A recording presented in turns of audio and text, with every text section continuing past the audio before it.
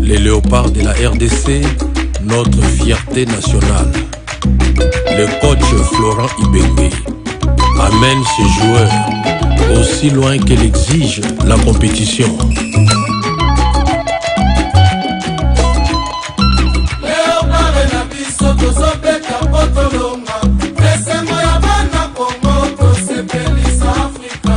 Dieudonné Banze Lubunji.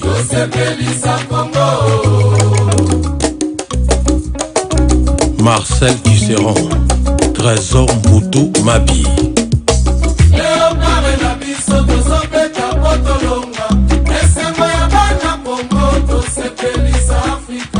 Jean-Marie Foum Baba Sabo.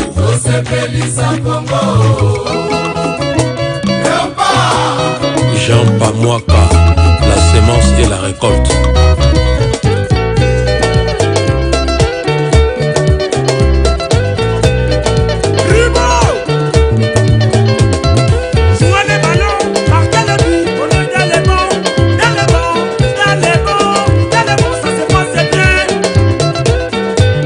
Caroulage, monsieur formidable. Les léopards sont aussi formidables. François Claude, Kaboulou, Mwana Kaboulou.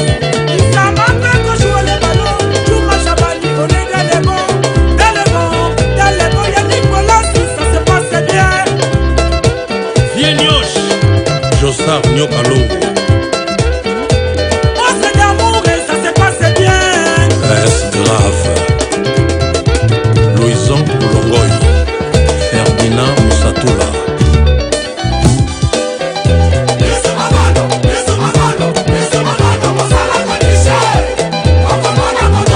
Vidéo et ça, pas si faut baticher.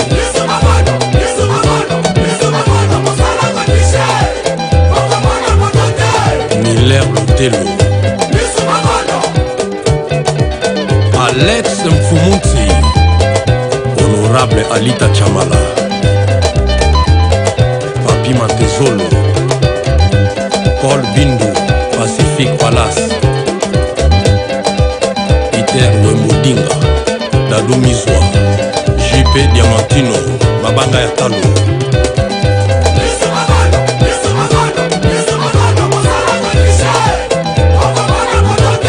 Parfait Mandanda.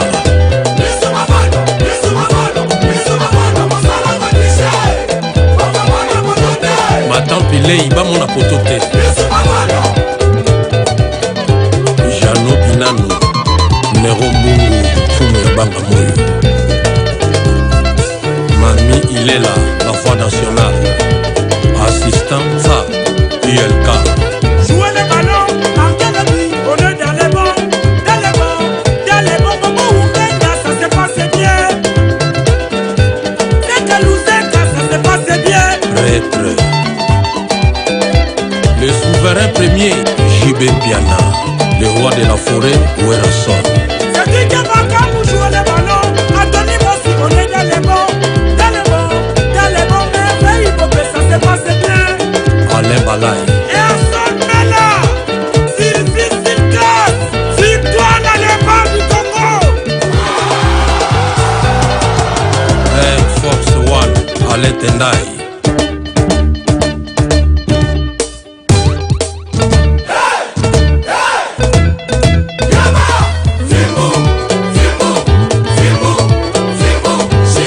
Kayembe Shentemba.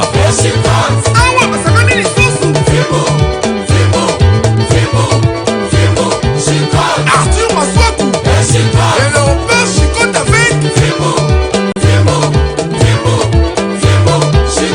Méchac Elia.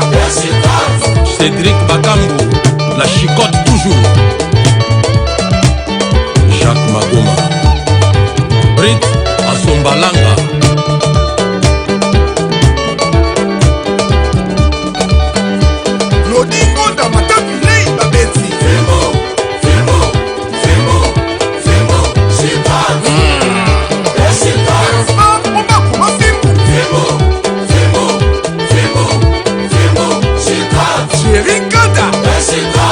Wilfried Moke.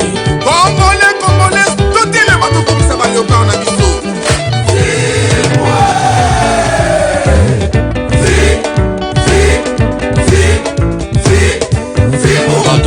sepela yo ofandi lokola auto blende.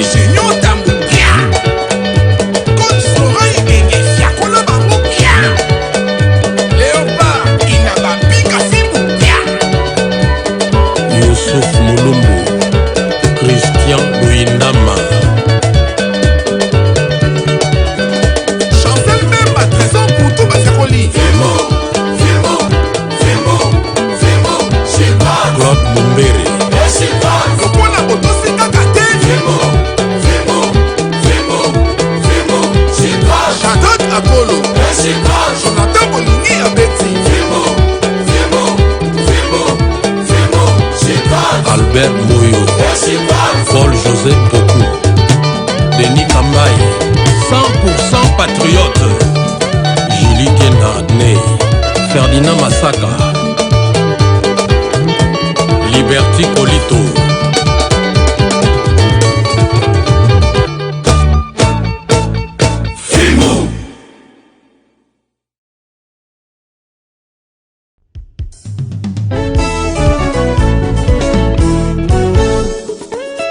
KMB Temba, DJ Bank, Docteur Clément Gondé,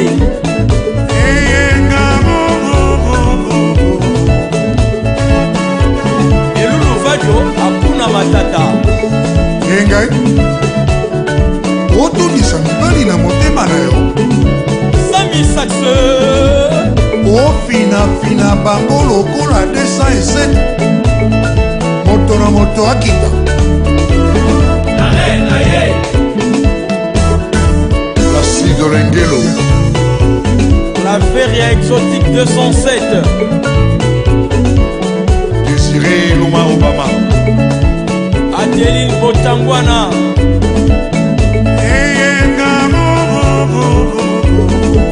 Idiofi Kotoka, DJ Catalyst, Serge Kema, Abemvila, Aimé Catalyst, Eli Mukungu,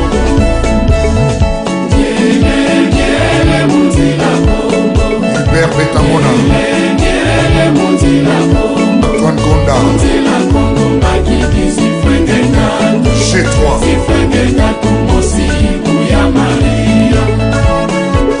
Égide Léfer, Petit Cap, Dios Mena Sarkozy, Adios Alemba, Yakindaka prière, téléphone eleli na saka moninga, nga banzi ali téléphone na ye, atala na saka oyo ye, téléphone ali te, engakangi mame paster, paster abanzi engazwi molimo te po asaka, engabi paster, papa na bana aza na ndako, nabosani téléphone na ndako, téléphone eza na kode te, mame paster libala ekufi. Mama Odette Tobela, Karine Kaniki,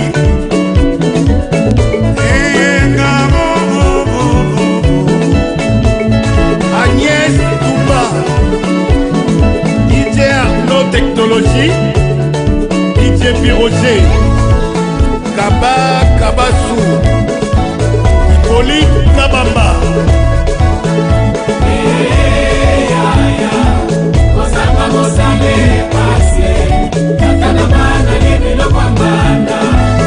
Jipe Aloma,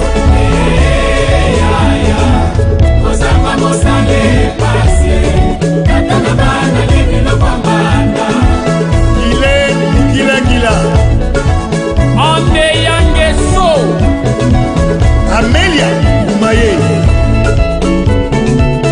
Ignace Nyoka, Kinyoka, Turine Mwala, Mathieu Mobindi, Nathan Nyoka, Israël Andoula, Rita Mbwabwa, Kim Mwala, Maman Germaine Malenza,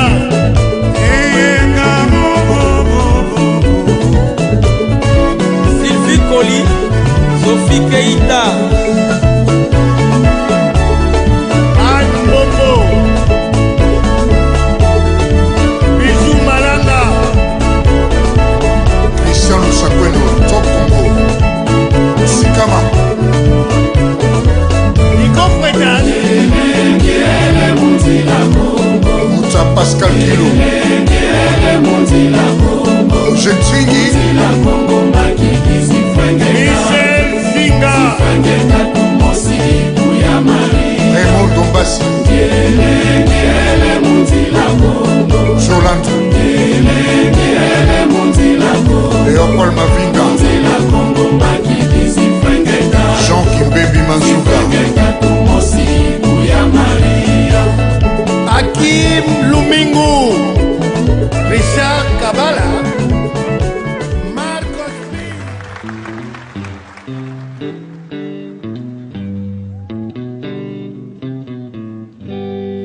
Awone wa ile baba wa owa chale mungu mo Afrika.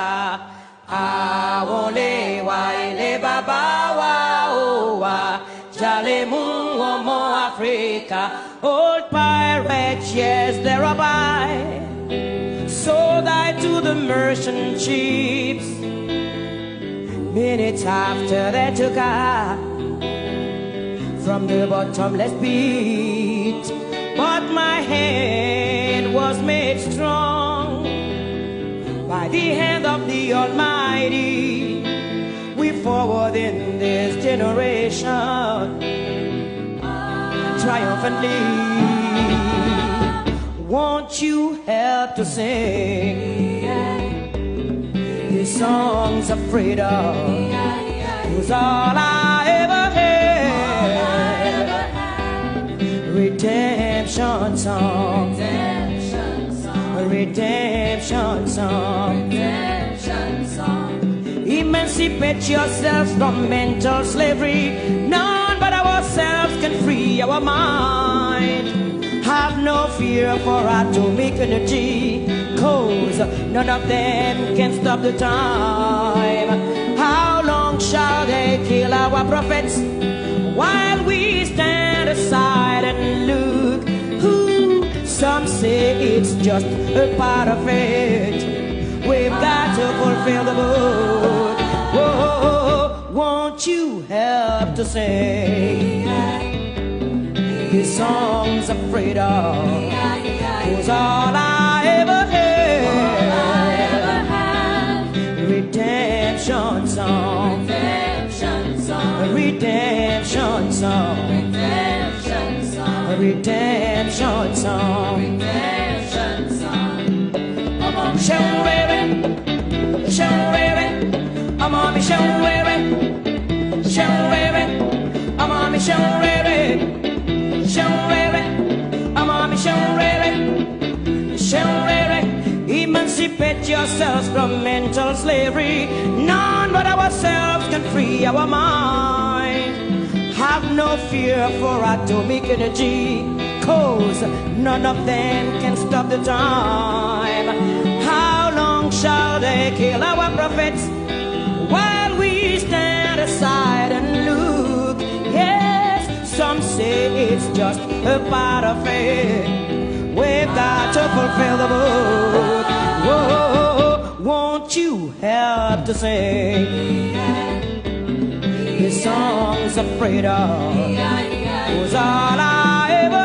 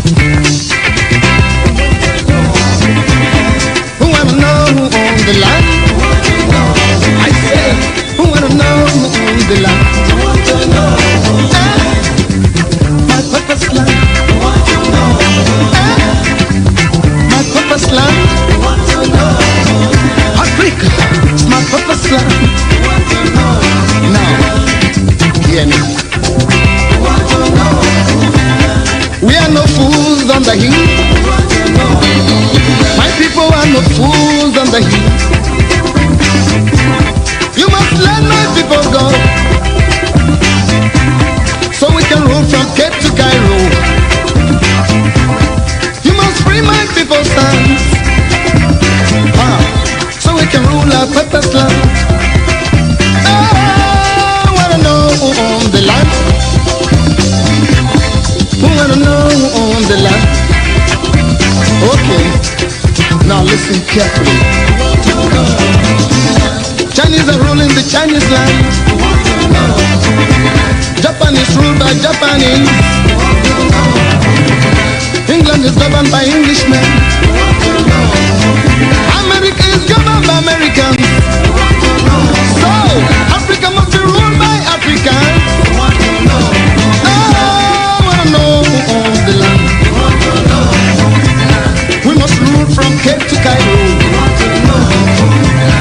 We must rule our purpose land. I say, we wanna know who owns the land. I wanna know who owns the land. Aslan, hey, Suppression. Suppression. It must be free. Angola want to know who owns the land. Mozambique want to know who owns the land. Namibia want to know who owns the land. I say, Soweto want to know who owns the land. Zimbabwe want to know who owns the land. African freedom fighters want to know who owns the land. Purpose land. Now listen to the history. We've been here since creation. We've been here since creation. What else you want to know? Since the time of sun and sand. Since the time of moon and stars. Since the time of air and seas. Since the time of men and things. We must rule from Cape to Cairo. I said, we must rule our purpose land. Purpose land. Oh! Okay now. Now I want to talk to my people.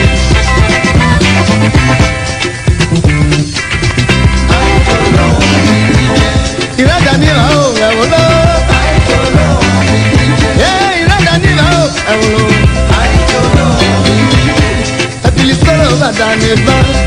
Now we are the crossroads. On the Femo, the Villa. Bill Solo Danita. On the Femo, the Villa. Opalimu Maya Baba.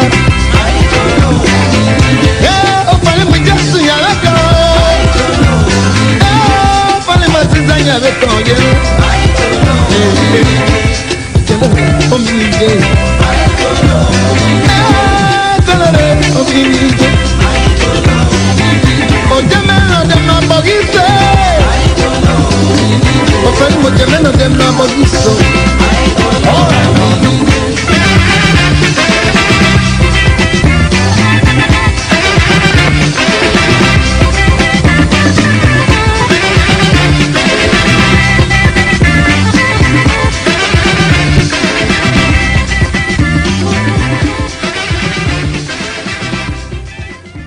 Welcome, ladies and gentlemen, to ABC Amber Television Live coming to you all the way from the great state of Texas here in the United States of America, broadcasting to all of sub-Saharan Africa. It's a pleasure to have you back here, everyone. Please, as usual, I expect you go ahead right away, hit your share button as I come back to you with the broadcast for the day. Don't touch a remote.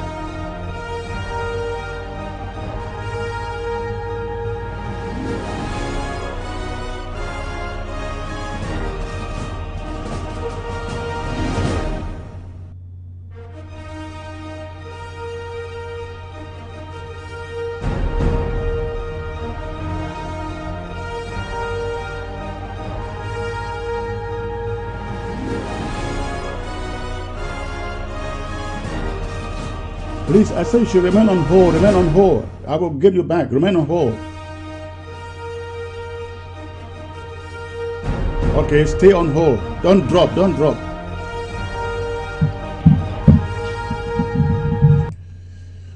Welcome, ladies and gentlemen. It's a privilege to be back with you today. I am coming to you with a very, very exciting broadcast today. Today is May the 19th, May the 19th, in the year of our Lord, 2020. And tomorrow, for the past 60 years, ladies and gentlemen, supposed to be the day we all have food to go out and march and so-called celebrate a 20th May that was forced upon us all, Ambazonians. But thank God our eyes are now open and we have resolved to have nothing to do with French Cameroon's 20th May. And so today I have a very special panel that shall be discussing the subject of this 20th May that was forced upon us Ambazonians. You are going to enjoy the panel, I believe so, 100%. So please, as usual, what I'd like you to do is go straight to your share button, hit your share button. Let us get the platform populated immediately.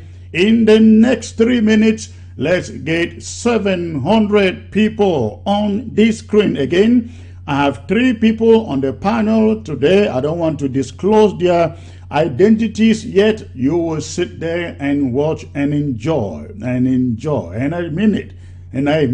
But before I get there, I just like to do some housekeeping before I take you into the discussion today. I want to thank all of Ground Zero. It was a wonderful shutdown today in all of Ambazonia. We saw the pictures, the videos coming in from Abakwa, and we saw the photos coming in also from Kumba, from Monyoka. It was great. The place, the communities were dead, shut down, and I want to appreciate every Ambazonian out there on Ground Zero for making this to happen.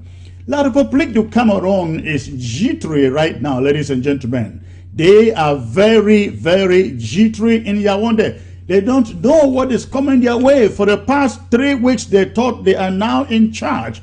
They thought they are regaining control. Let me send a message to them today, and I hope they hear me very, very clearly. They are not getting any control over Ambazonia, over the southern Cameroons. Never again will French Cameroon regain any form of control over the territory that we call today the Federal Republic of Ambazonia. And so that is a message we send to them. By these shutdowns, the ghost towns and the ghost cities, and the cooperation and the collaboration of every Ambazonian on Ground Zero. Thank you very, very much on behalf of your interim government. I'd like to appreciate you. Besides that, we have also we have the battles that are going on in Bamenda. We learn in Tarikon, in Kwen, Mankon. There have been wars, battles raging in these communities. Moyoka, we heard about the shootings in Moyoka, and the Ambazonia Restoration Forces in Moyoka giving French Cameroon soldiers their march in Moyoka. That was yesterday. I'm told that it continued into the morning hours of today.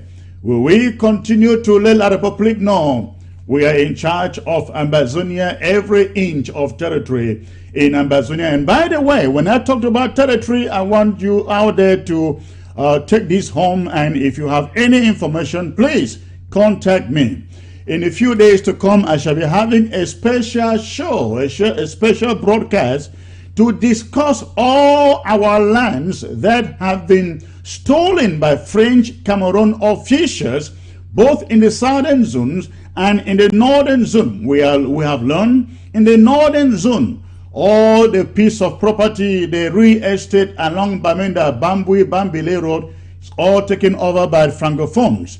Upstation, Bamendankwe, taken over by Francophones. I also understand the land going, the piece of real estate heading towards Mbengwi Road, all bought by Francophones. In the southern zone, the land, the place they call a Sokolo, where you have the new stadium, all that property given to privileged so-called colonial administrators. We got to reclaim those pieces of property, and the Moliko area, all that pieces of property there, we got to reclaim them. We are doing a special broadcast to expose, ladies and gentlemen, every piece of property that has been taken over from Ambazonians by French Cameroon colonial administrators in our territory. And so, if you are out there, especially on ground zero or in the diaspora, and you have any information on any piece of property, be it land or a home, a house, that has been bought or taken over by any French Cameroon citizen and administrator in Ambazonia, please get the piece of information to me. Get that piece of information to me. Again, I'm doing a very, very special broadcast in the coming days to expose what is happening with our real estate. I got a call the other day from a lady from Europe who said to me, Secretary Chris, why don't you do something? The piece of property, the real estate between Tico Douala that belongs to Ambazonia is all bought over, taken over. It's being sold by these unscrupulous chiefs to Francophones, and guess who the Francophones are? They give the land free of charge to their administrators. The administrators turn around, sell the land in millions. We are going to expose it and place. You have any information out there about the land in Upstation Bamendankwe and all of Upstation, you got information, get that to me. Anywhere in Bamenda where Francophones have bought this land and in the southern zone, get the information to me, ladies and gentlemen. I also understand, even right in my own county, in the BLM, Francophones are coming in to buy all the cocoa farms. They want to buy all the whole. I don't know how I can describe it. This is serious.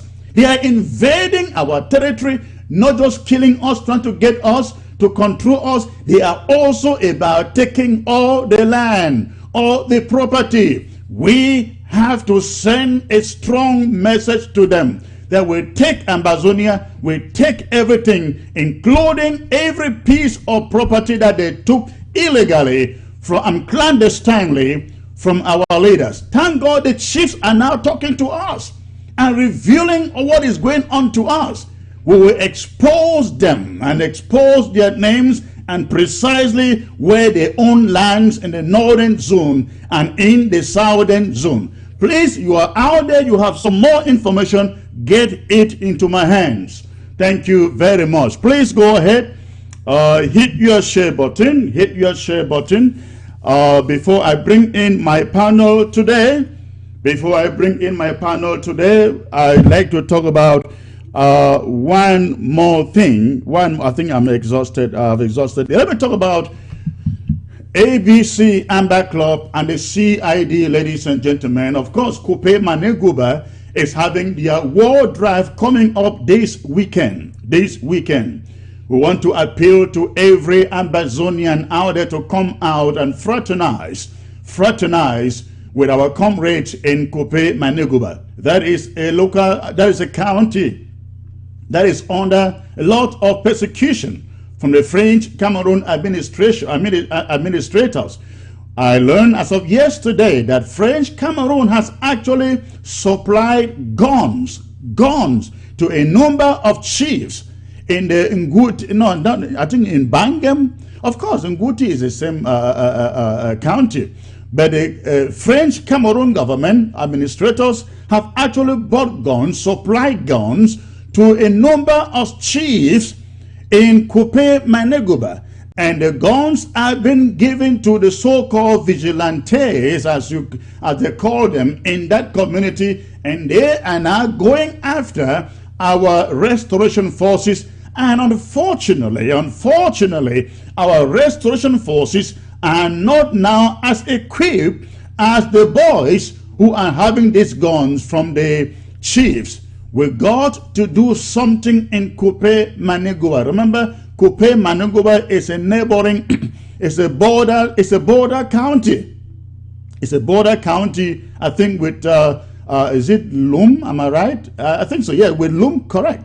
I think they share a boundary with Lum. In fact, most of their towns like Bangam are filled with francophones.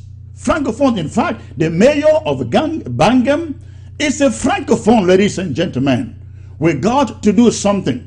We need to step out this weekend in our numbers. Forget where you come from. Forget whether you are from Mezam, from Menchum, from Lebialem, from Fako. We all need to step out to show solidarity with the Kupe Maneguba, to support them so they can equip those boys to stand and be able to reclaim, take back Bangam, Kupe Maneguba from our colonizers, the invaders.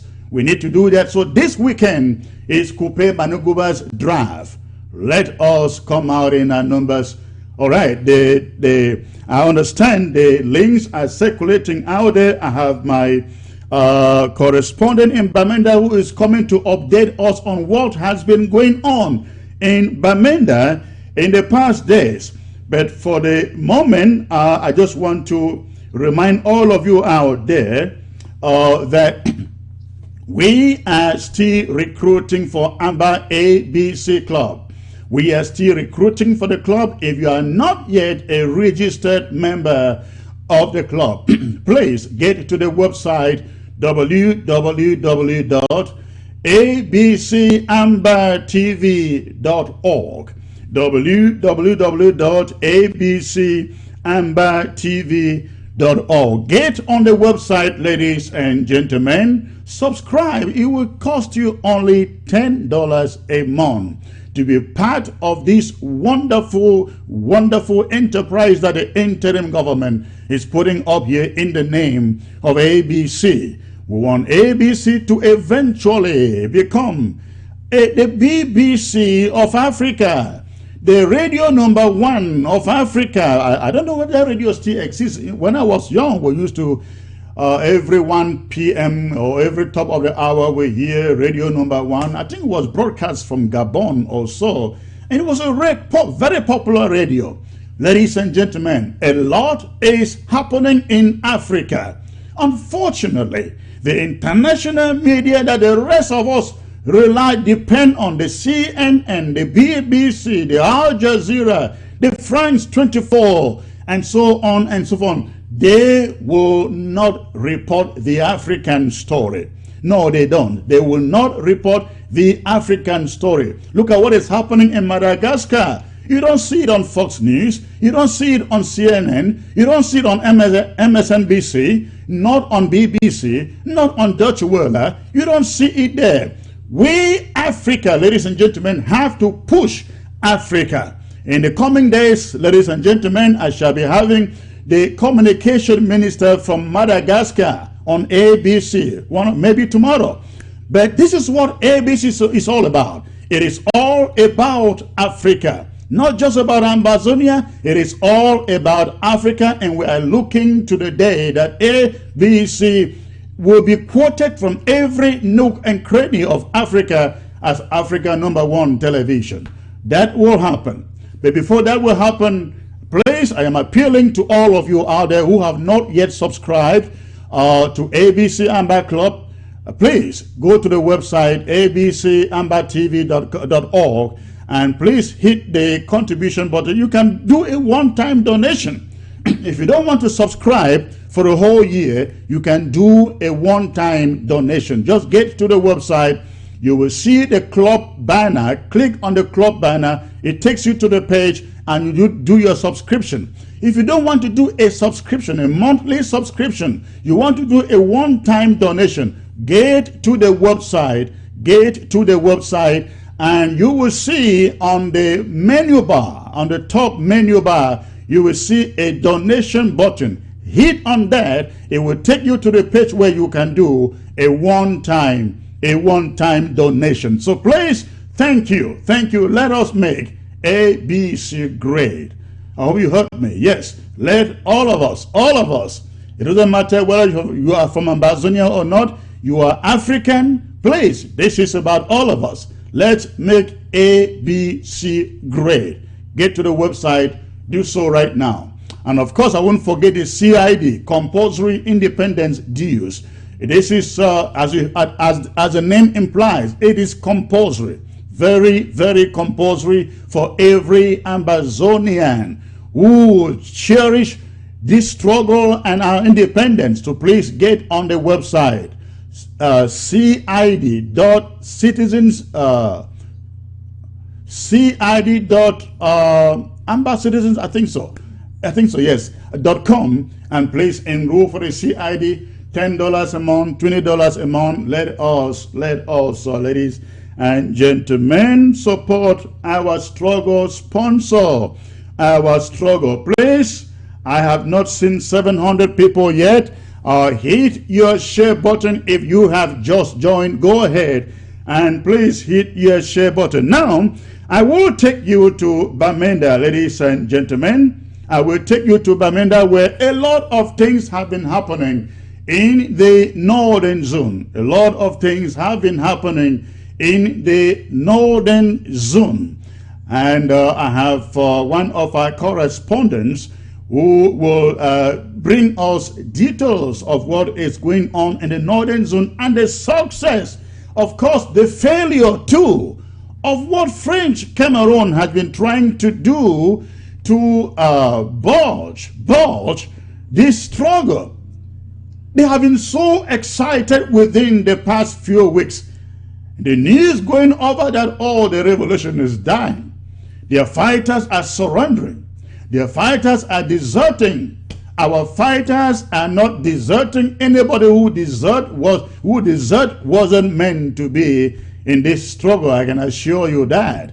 Our fighters remain as strong and brave and courageous and determined as they have always been. And let me get to my correspondent now. Hello, sir. Hello, Martin. Hello. Hello, Martin. Can you please lower the volume of the background set and just focus on the phone, please? Okay. Hello. Hello. Can you hear me? I can hear you clearly. Wonderful. Are you Perfect. getting me? All right. I can hear you 5 on 5. Good. Please, a lot has been going on in Bamenda, in Bafut, in Mancon, in Nquen, all over the city of Bamenda and the neighborhood. Can you go ahead and tell us what happened in Tarekon, in Mancon, in Nquen, between yesterday and today, please?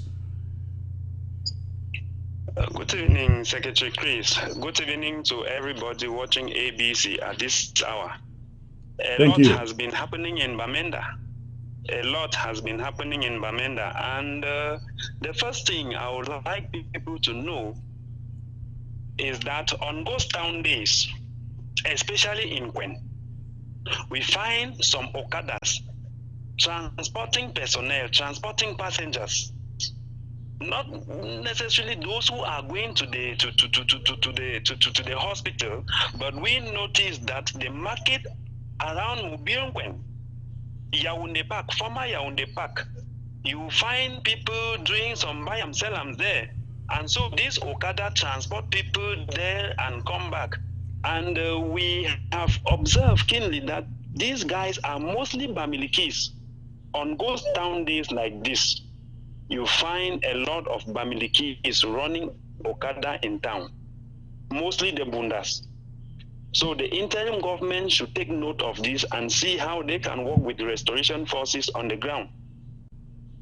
Okay, The second that thing is I would like yes, that is very important. So you are saying that you are very sure that these Okada guys are the immigrants from Mbunda, French Cameroon, and they circulate mostly around Nkwen Park area.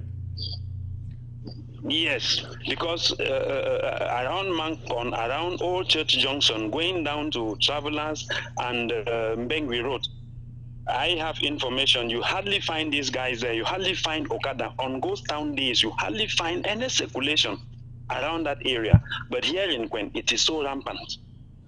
It is so rampant in Nkwen. Now, how about the shops in Nkwen? Are they also open, or are some open? No. So where are these people carrying? Where are the Okadas carrying people to? To offices or to what? It's a difficult thing. I cannot really explain. But you find them plying the roads. Is it also not possible that some of these Okada riders are military men in civil? It is very, very possible because the regime is doing everything to kill ghost towns in Bamenda. They know Bamenda is the heart of the revolution. So according to them, if ghost towns die in Bamenda, then they have conquered the show. Now, this unelected mayor I don't know whether it's mayor of Bamenda 2 or what, I think so. This guy that supposed to be the lackey of Paul Atanganji, who is trying to do everything to make sure that ghost towns they die in Bamenda. We see him trying to conduct some rallies, some campaigns on Mondays. Yes. Does this guy think that he is so secured, or why does he think that he can beat public interest in these exercises?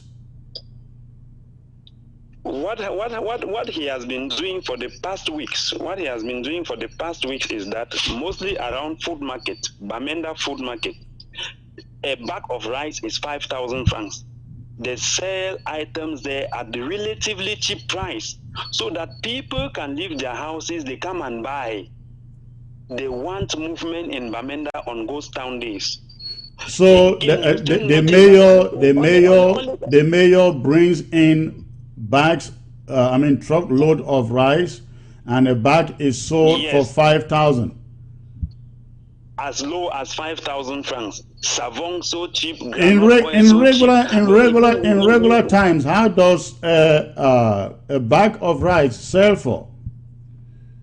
In regular times, a bag of rice that is 50 kg is close to 18, 19, 20,000 francs. So where is this mayor getting his own supply? That is the question nobody can tell. They are doing everything to kill the ghost towns in Bamenda. So did he do that yesterday, Monday?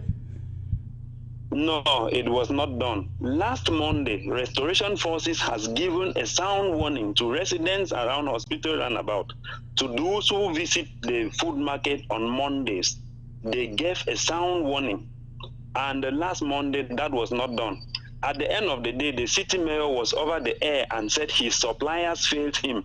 That is why the exercise did not take place. Oh, he said his suppliers failed him. Yes, those who supplied the rice for them to sell on Mondays failed him. That is why the exercise did not take place. Well, that is an exercise in futility because I do not know for how long he can continue to do that. He will run out of supply eventually, and while he runs out of supply, ghost towns, shutdowns, they will continue. I know that Abakwa people are very intelligent, very smart people. They know the ploys of some of these colonial unelected officials, and they will beat them. They will beat them. And I like to send a message to that colonial unelected mayor that he is only there for as long as we allow him to be there. His days are counted. His days are counted. He saw what happened in Boya. He saw what happened in Manfe. He is not anybody so special. Mr. Ekema thought that he was invincible. He did everything to avoid the hands of revenge until it happened suddenly. We are asking this mayor and all the mayors, unelected mayors in all of Amazonia, you are only there for the moment, sirs, because nobody elected you. There was no election in the southern Cameroons, from the presidential to the legislative and to the municipal. So, if you are imposing yourself and also trying to insert certain authority upon the people, you are only doing so for a moment. We are looking out for you. All right, so besides that, how was shutdown received? Because I know there were people were asking why is shutdown, why French Cameroon has already declared a cancellation for Labor Day and for May 20th. How was shutdown received out there in the city? You know, when some activists explained that on May 1st, Labor Day, the regime had cancelled the celebration of the Labor Day just for the city mayor of Bamenda to turn around and organize what he organized at Commercial Avenue. So when some activists like Kemi Ashu, Oben Moses, they had explained the raison d'etre for this lockdown, a lot of people were happy about it.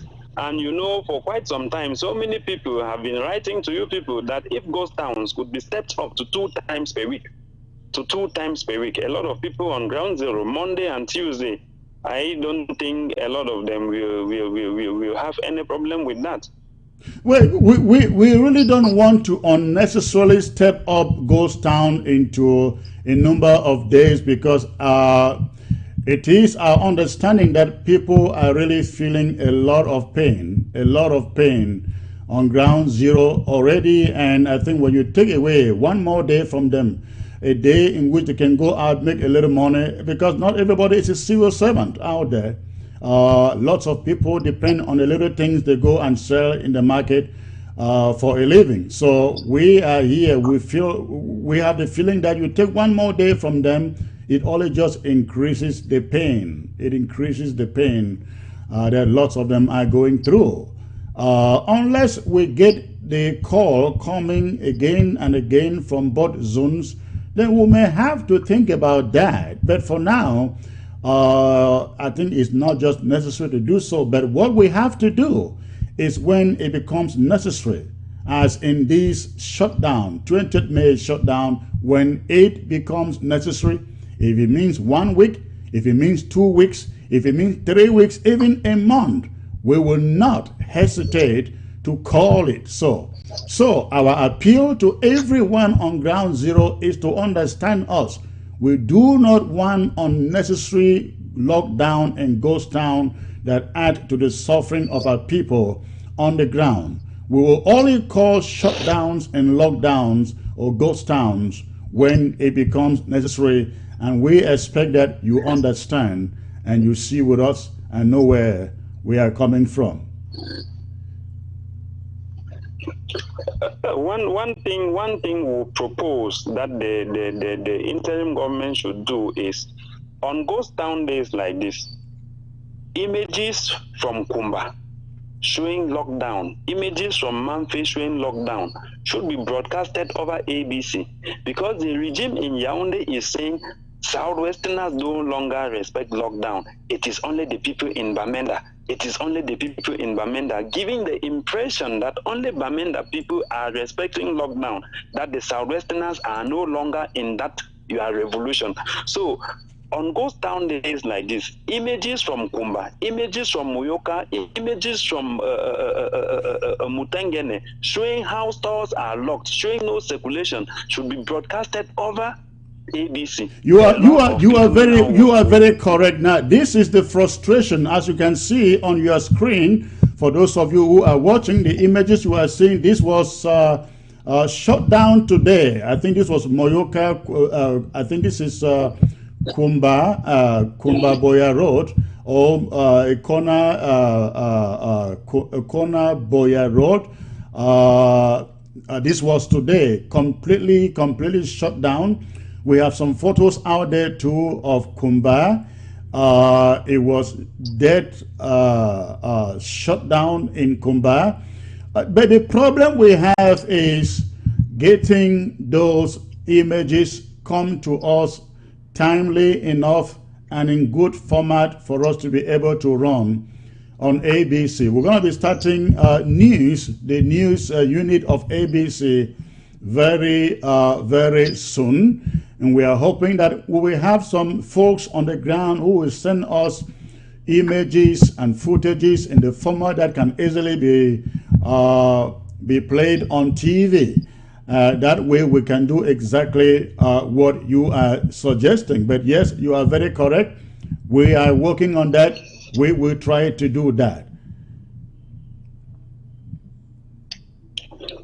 The next point I would like the IG to know is Brazilian drinks are back to normal in Bamenda. Okay. Everywhere they sell Brazilian drinks. Everywhere they sell Brazilian drinks. I think two weeks ago, when military invaded Bafut, a local government area, and it was alleged that one famous General Alaji, was killed. Yes. What happened? The Bamileke people around Mobirunkwen, they jubilated. Open territory expo. They did not even drink it again in hidings, and that is how they were saying that the issue is finished. General Alaji has been killed. Most of them were celebrating in bars. You go up station around custom area, you go to Amumezam, you go to Maifonkwen, you find Brazilian drinks everywhere. The interim government should work in collaboration with restoration forces to see that this one does not happen again. Everywhere in Bamenda you find Brazilian drinks. They don't even sell it again in hidings. All right. We're taking note of that. Now, I also understand that up station Bamenda, a number of locations have been uncovered where the French Cameroon terrorist soldiers and gendarmes bury the people they kill. Have you learned about that? No, I have not had information about that. Instead, we had information about a small place in Bambui, not far from Bambui Four Corners, along the road to Bafut, just a few hundreds of meters. Okay. What goes on there? As if they had a Waterloo. It might be in Bello or in Bafut. And on their own Four Corners, they started shooting in air just to disperse the population. And they just went and dug a mass grave there and laid the corpses. That one was uncovered. If it is Obamenda obsession, I have no idea. All right. Listen, thanks a lot, Martin. I'll be getting back to you for subsequent for subsequent broadcasts. I just want you to please stay safe, and we will talk again. Yes, before we stop our communication, I would like you to know about you find a lot of black legs in the city of Bamenda. A lot of black legs.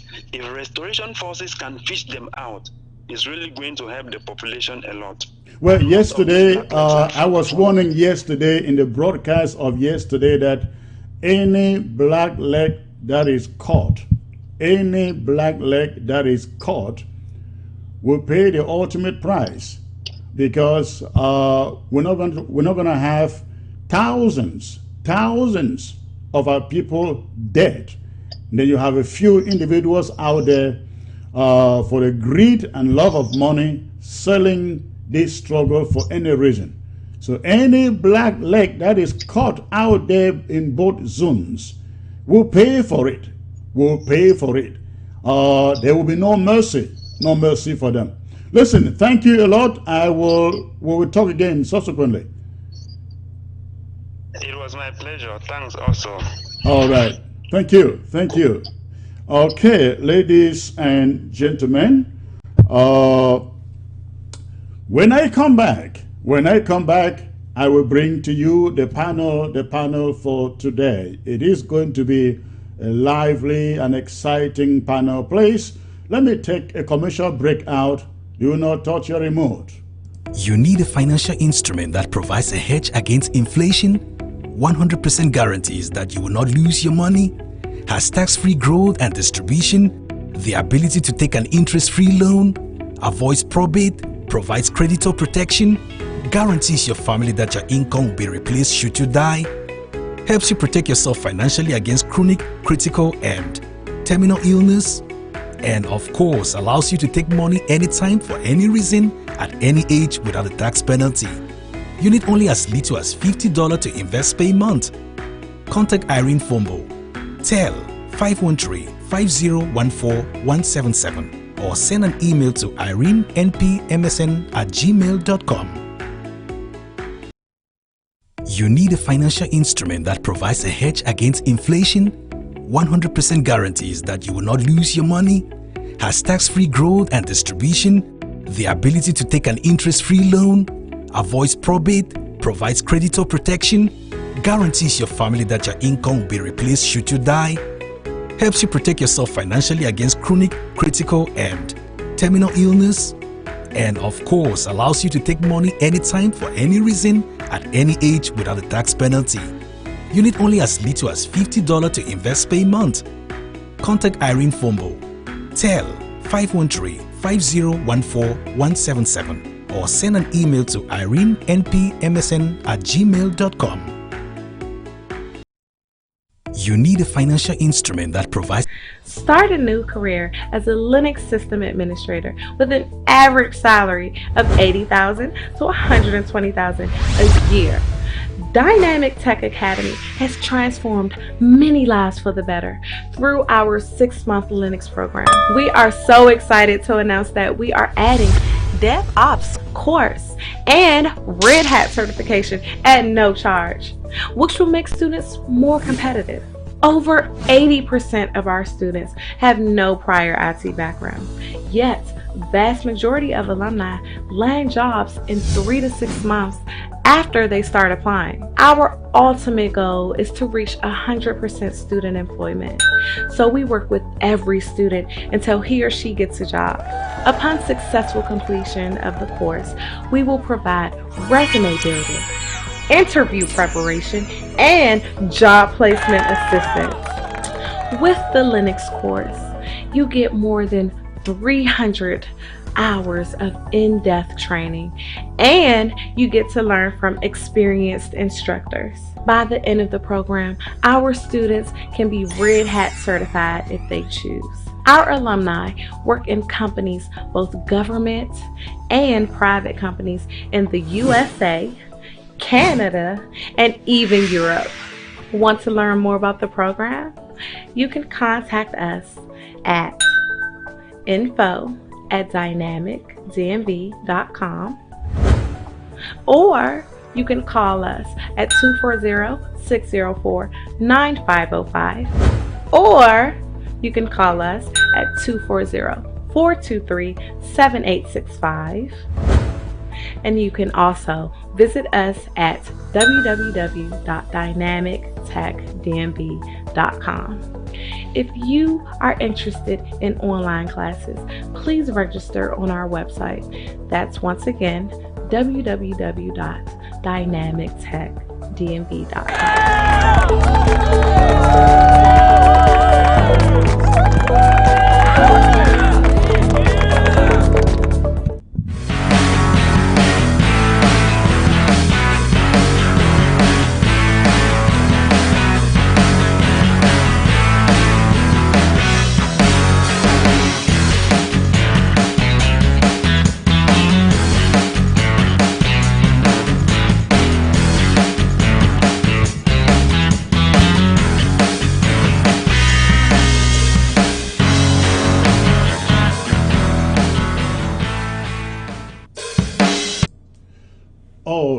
Welcome back, ladies and gentlemen. I will now take you into the subject proper for this broadcast today. But before we get there, I just want to give you a background to what we are discussing here today with the panel.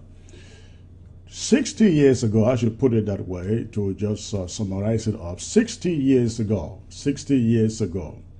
let me say not 60 years, from 1972, French Cameroon administration, then Ahidjo, made us to understand it was better to have a united Republic of Cameroon than a federal Republic of Cameroon.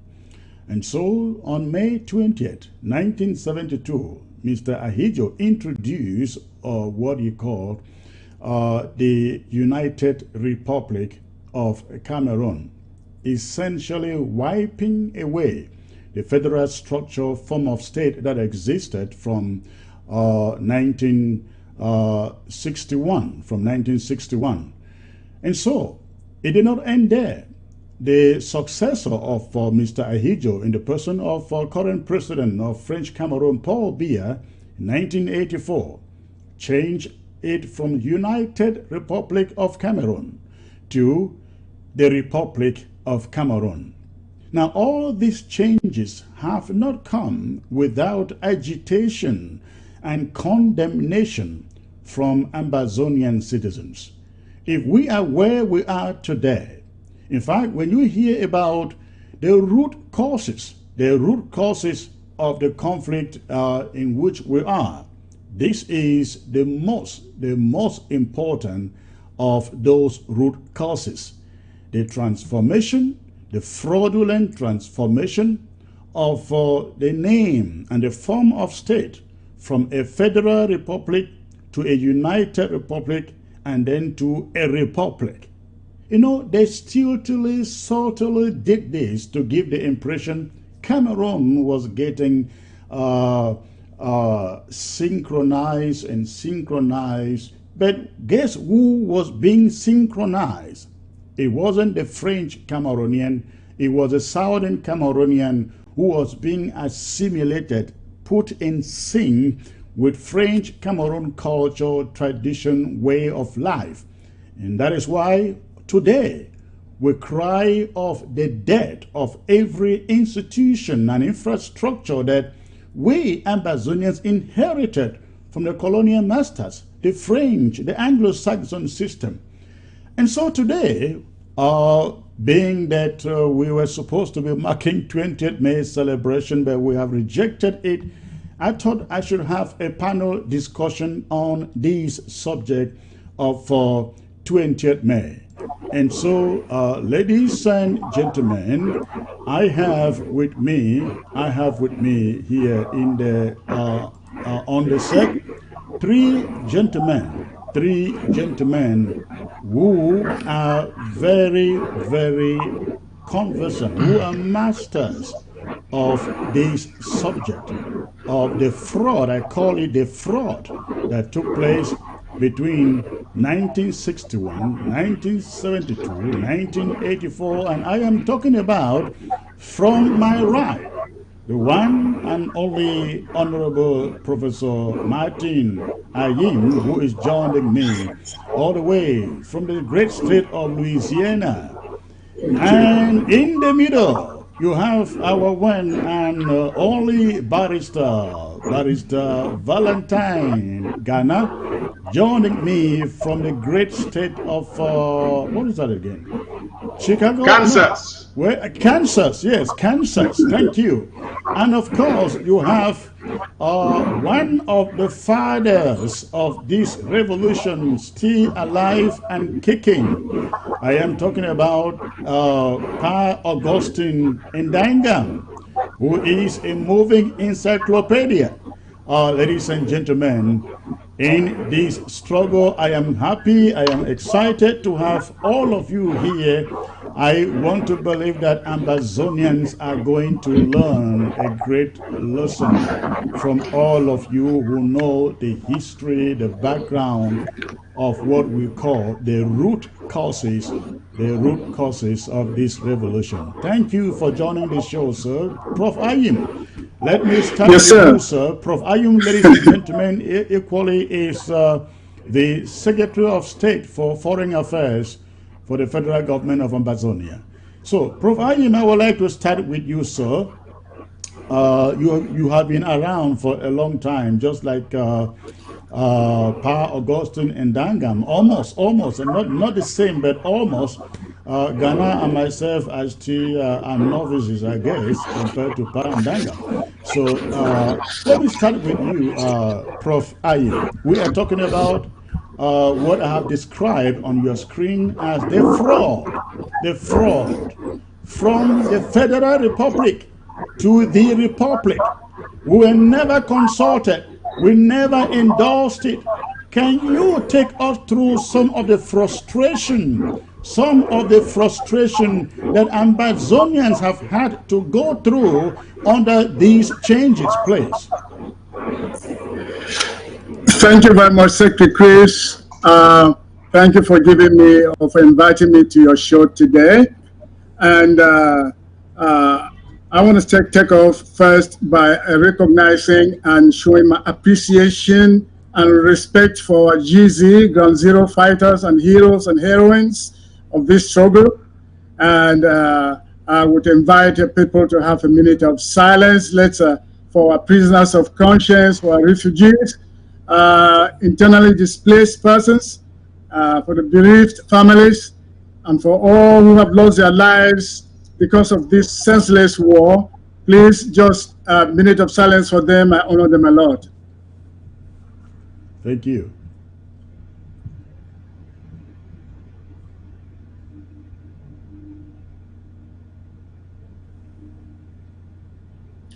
To God be glory.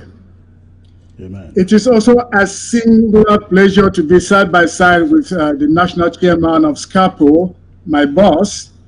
Of course, I subscribe to the philosophy of SCAPO, and I'm really honored to be side by side with him. I know he is our encyclopedia, and I know he's going to tell us more specifics. Listen, people, this 20th May thing will be recognized and always remembered as the day when a referendum was conducted and the two answers were yes and we. For those who understand French, yes and we means yes. So, yes and yes. Prof. Ayim, hold on there a second, please. If I may ask, how old were you when this referendum took place? I was born in 53, and if you can do the maths, and 72, I just finished from bilingual grammar school, Yaoundé. I was in Bamenda, teaching at Longla, playing also with the PWD Social Club. So, how old was I? I was in my late 20s. Okay, all right.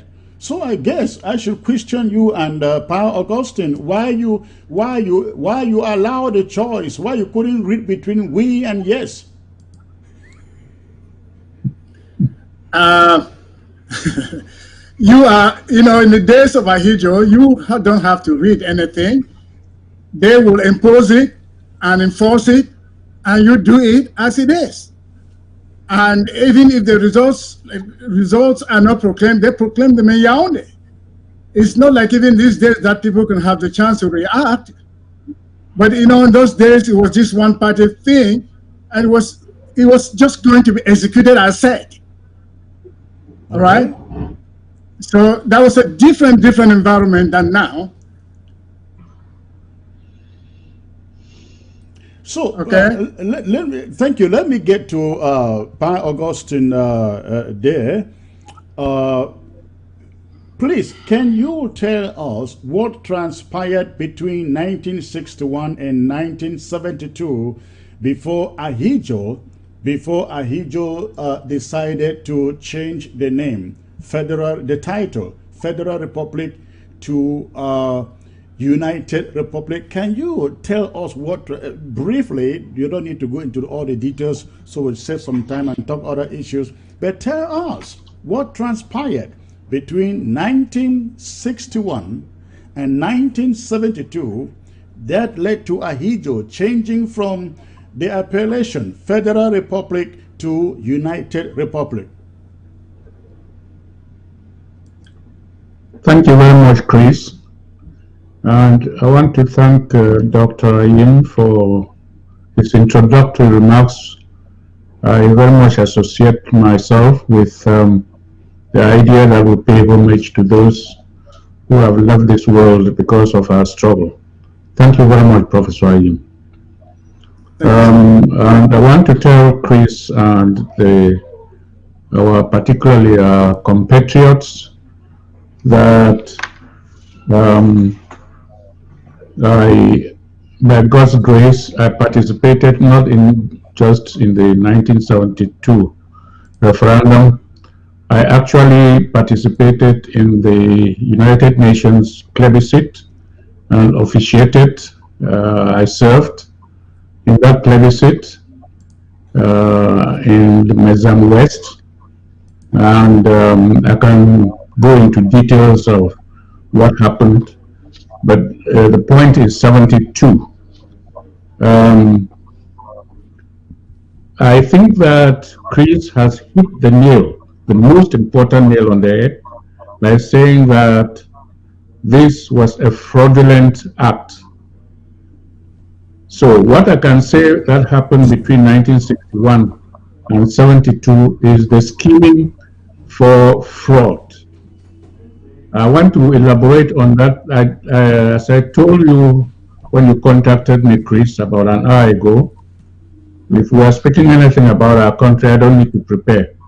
So I accepted to join the panel at this late hour. If I knew we were going to ask details like this, I would have prepared. And when you talk of fraud, and I use the word fraud, I show the evidence. I show the proof. But I heard of this panel discussion only about an hour ago. Let me hit on that word fraud, because we should not throw words around irresponsibly. There are two ways in which, as an Anglophone, I'm speaking from the standpoint of a Southern Cameroonian, we say it was fraud on two counts. One is that before the plebiscite, the agreement between the two states, between Southern Cameroon and the Republic of Cameroon, was that we were going to build a federation of two states, and both states will be on equal basis. That is, two states, both states equal in status. It was not going to be one state being the provinces of another. That agreement is the first thing that when we talk about fraud, you want to change that agreement, we should sit down and talk. You shouldn't impose it. So, talking from the standpoint of Southern Cameroon, this was the agreement between the two states. The second thing that we should say that this was a fraud is, by the time we came into union with the Republic of Cameroon, we knew the statistics, the demographic statistics. We knew that we were 1/4 of their population. They had more people than us. That was a fact. We didn't dispute it. So if you came to saying we should do something to change the form of state, and then you use your population superiority to impose that idea of yours, that is fraud. You knew that you have more people. And then in the plebiscite, it was Southern Cameroon alone that voted to join the Republic of Cameroon. Southern Cameroon, with its population at that time, was 1/4 of yours. They voted alone. Now you want to change that form of state, you come with your own superior population and use that superior population. That was fraud. And the most important point in the fraud is what happened with the point that Professor Ayim started with. That is, you make an election and the government itself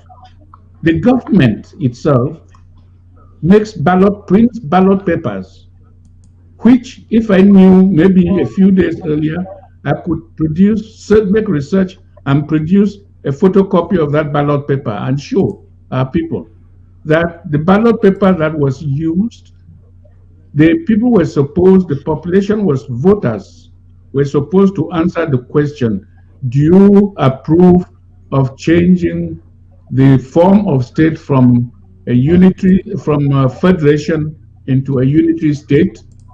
The answer in any democracy, in any freedom of choice, should be either yes or no. But the ballot papers which we have, you can make research and look for it. You can look for it.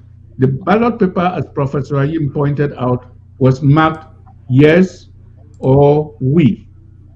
So all those who voted in that plebiscite were voting between yes and yes in English, or if you are using the language on the ballot paper, yes and we. That is fraud by the state. So we are not misusing words here. That was fraud.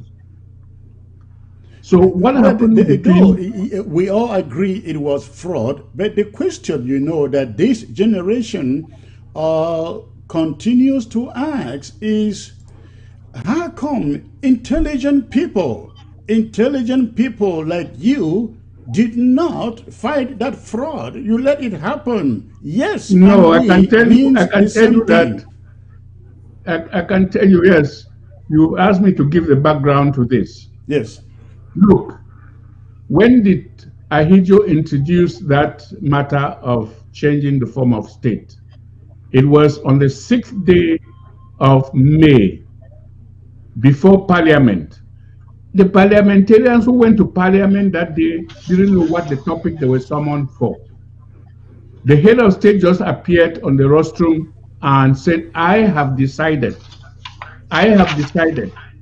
to consult the people of the people of this country on the subject of referendum. From the 6th day, calculate how many days it was to the 20th. This was a national event which needed public debate. In a normal democracy, you give time for people to debate in public, in newspapers, in the media. They gave no time. And let me tell you, and quote somebody who is not here, but I'll quote him. And I believe from my faith and the way I was brought up, not to tell a lie because the person is dead. I can quote Dr. Fonlon talking to us in a group of university students. And I am not misquoting him because I believe that they are alive somewhere, in some form of life. Dr. Fonlon was a member of the Central Committee.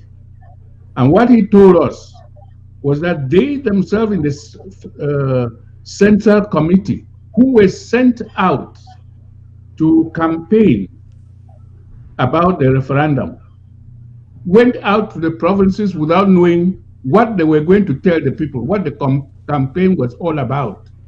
And that it was there in the field, after they had held meetings in the governor's office about going into the field, that they received the text from Yaoundé saying what the referendum was all about. They themselves from the Central Committee.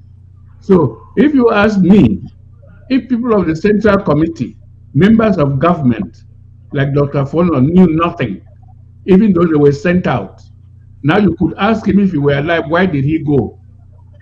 But I want to tell you, you are asking him out of context. If you knew, or if you know the system of dictatorship, which the first dictator of Cameroon, Amadou Ahidjo, his time, you will not ask this question. You will just laugh. I can quote you another person, I don't know whether he's still alive, the principal of CPC, Mr. Fonya. He asked that question you are asking now. Yeah. And I wish you were alive to tell you what happened to him. Because it's, right. I asked that question. You have gone nowhere. What we are telling you is what happened. Ahidjo made that speech, he gave no room for debate. And people were forced to go and vote. And on the following day after the voting, the result was known. The result, if you read that, it was the people of Cameroon chose 99.9% to change the form of state. And you may ask, why did they accept that percentage? The head of state said it, and that is all. You said nothing. Did Foncha, I mean, yes, Foncha is not here. Agitate over those two Christians, because I guess he was the leader, the Southern Cameroon's leader.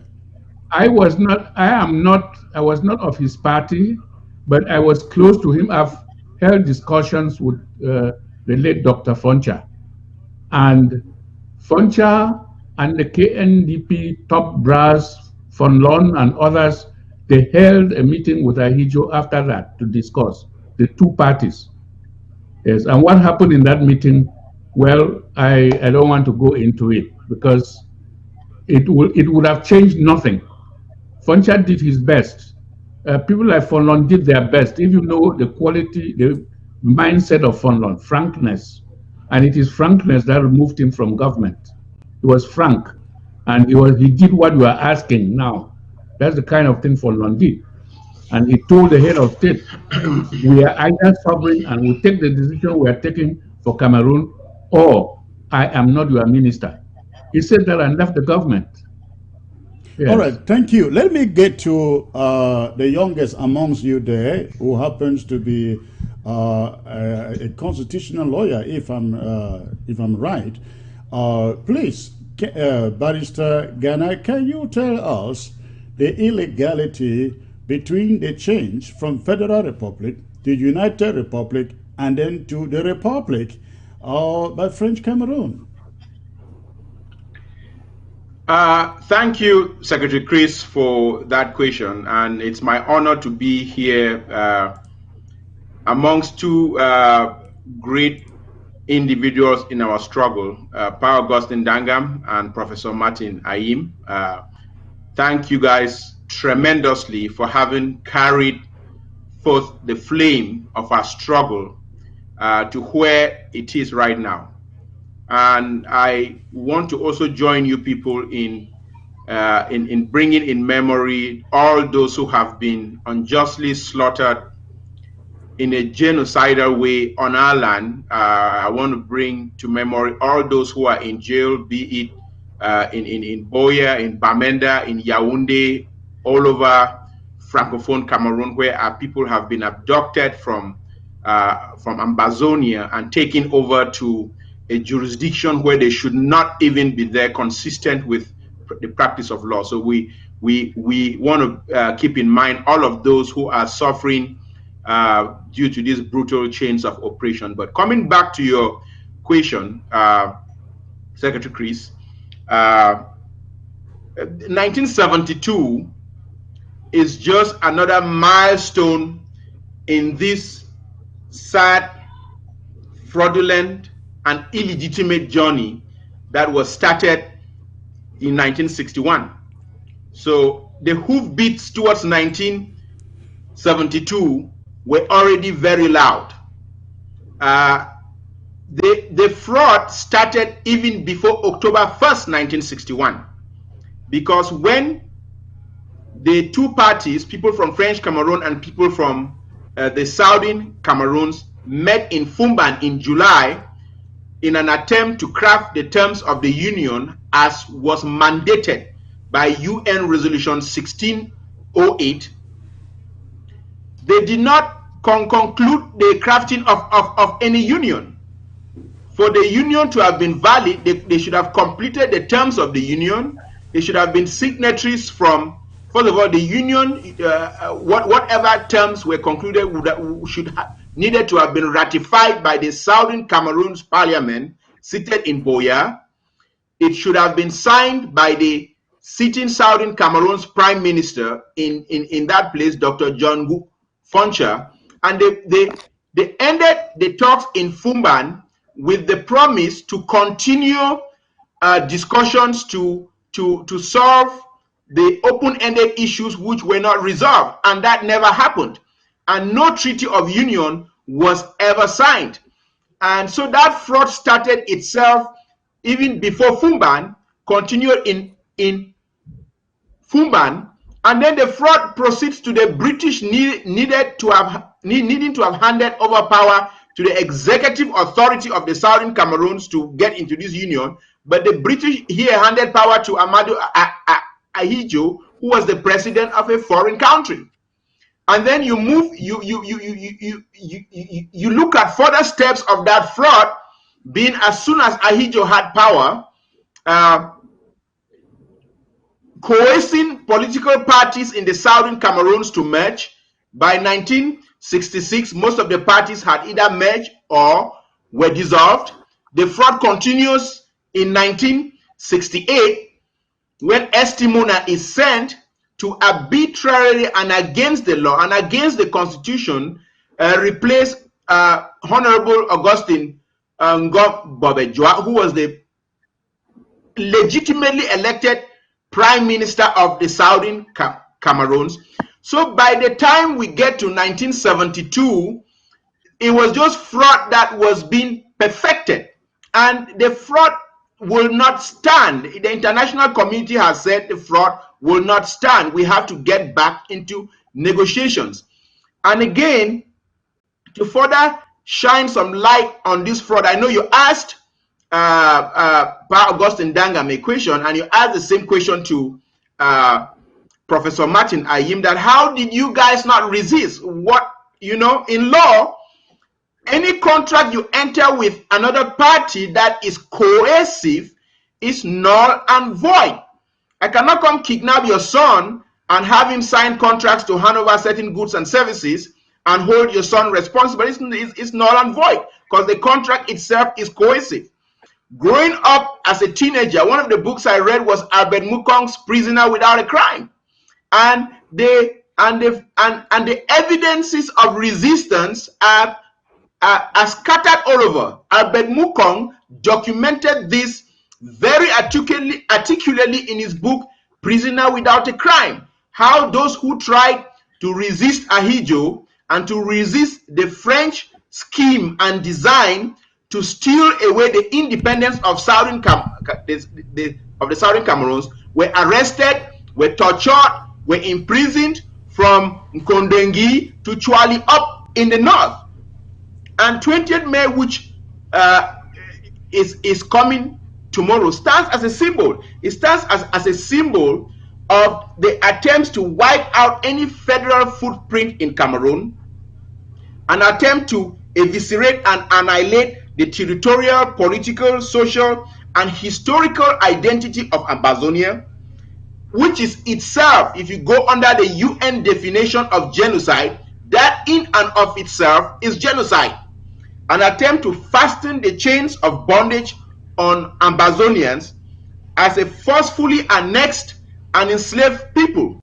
So our legitimate war, our illegitimate uprising, the legitimate self-defense by our people on the ground is something that was predictable and forthcoming as a resistance to this naked, continuous aggression by La République du Cameroun with the overt help of France against our people. And so it is not right to say there wasn't any resistance. There was resistance by our people. But Britain also had not trained our people to have an army, which was a prerequisite for Britain to prepare our territory for independence.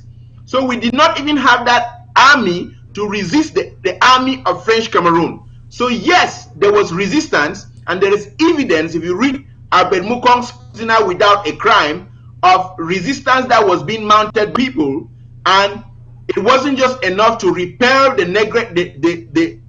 naked aggression by French Cameroon and being directed by its principal, France.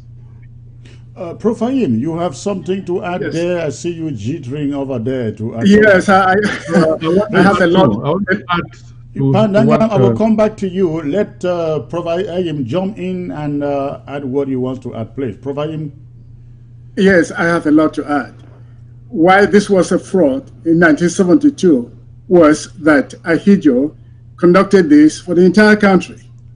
Fairness would have said, okay, only the Southern Cameroons would have conducted the referendum. But now the whole entire country, that wasn't fair. That was a fraud.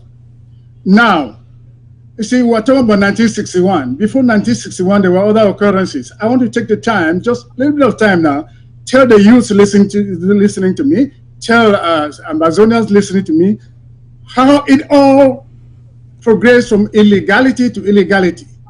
Listen, in 1946, the UN trusteeship agreement handed the British Cameroon's territory to UK to prepare it towards unconditional independence according to UN Article 76B. So the entire territory of the British Cameroons as a trust territory should have been prepared to independence. The UN failed in that. UK manipulated the UN.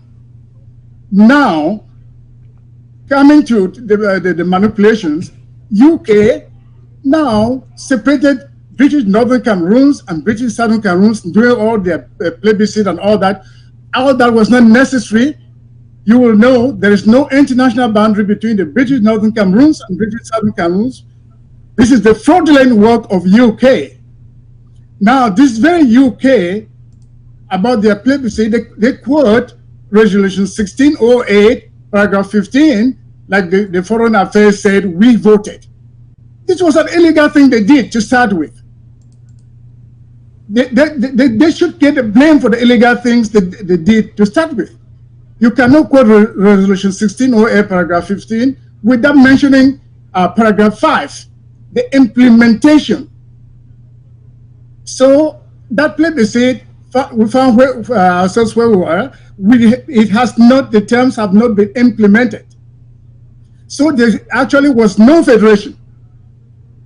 Okay. So that was an illegality. And we are two separate entities. Like I said, two separate entities cannot federate. So that was illegality. Now, from the 61 to 72, there was a federation that was not supposed to be. There was supposed to be a meeting in Fumban that came out with nothing.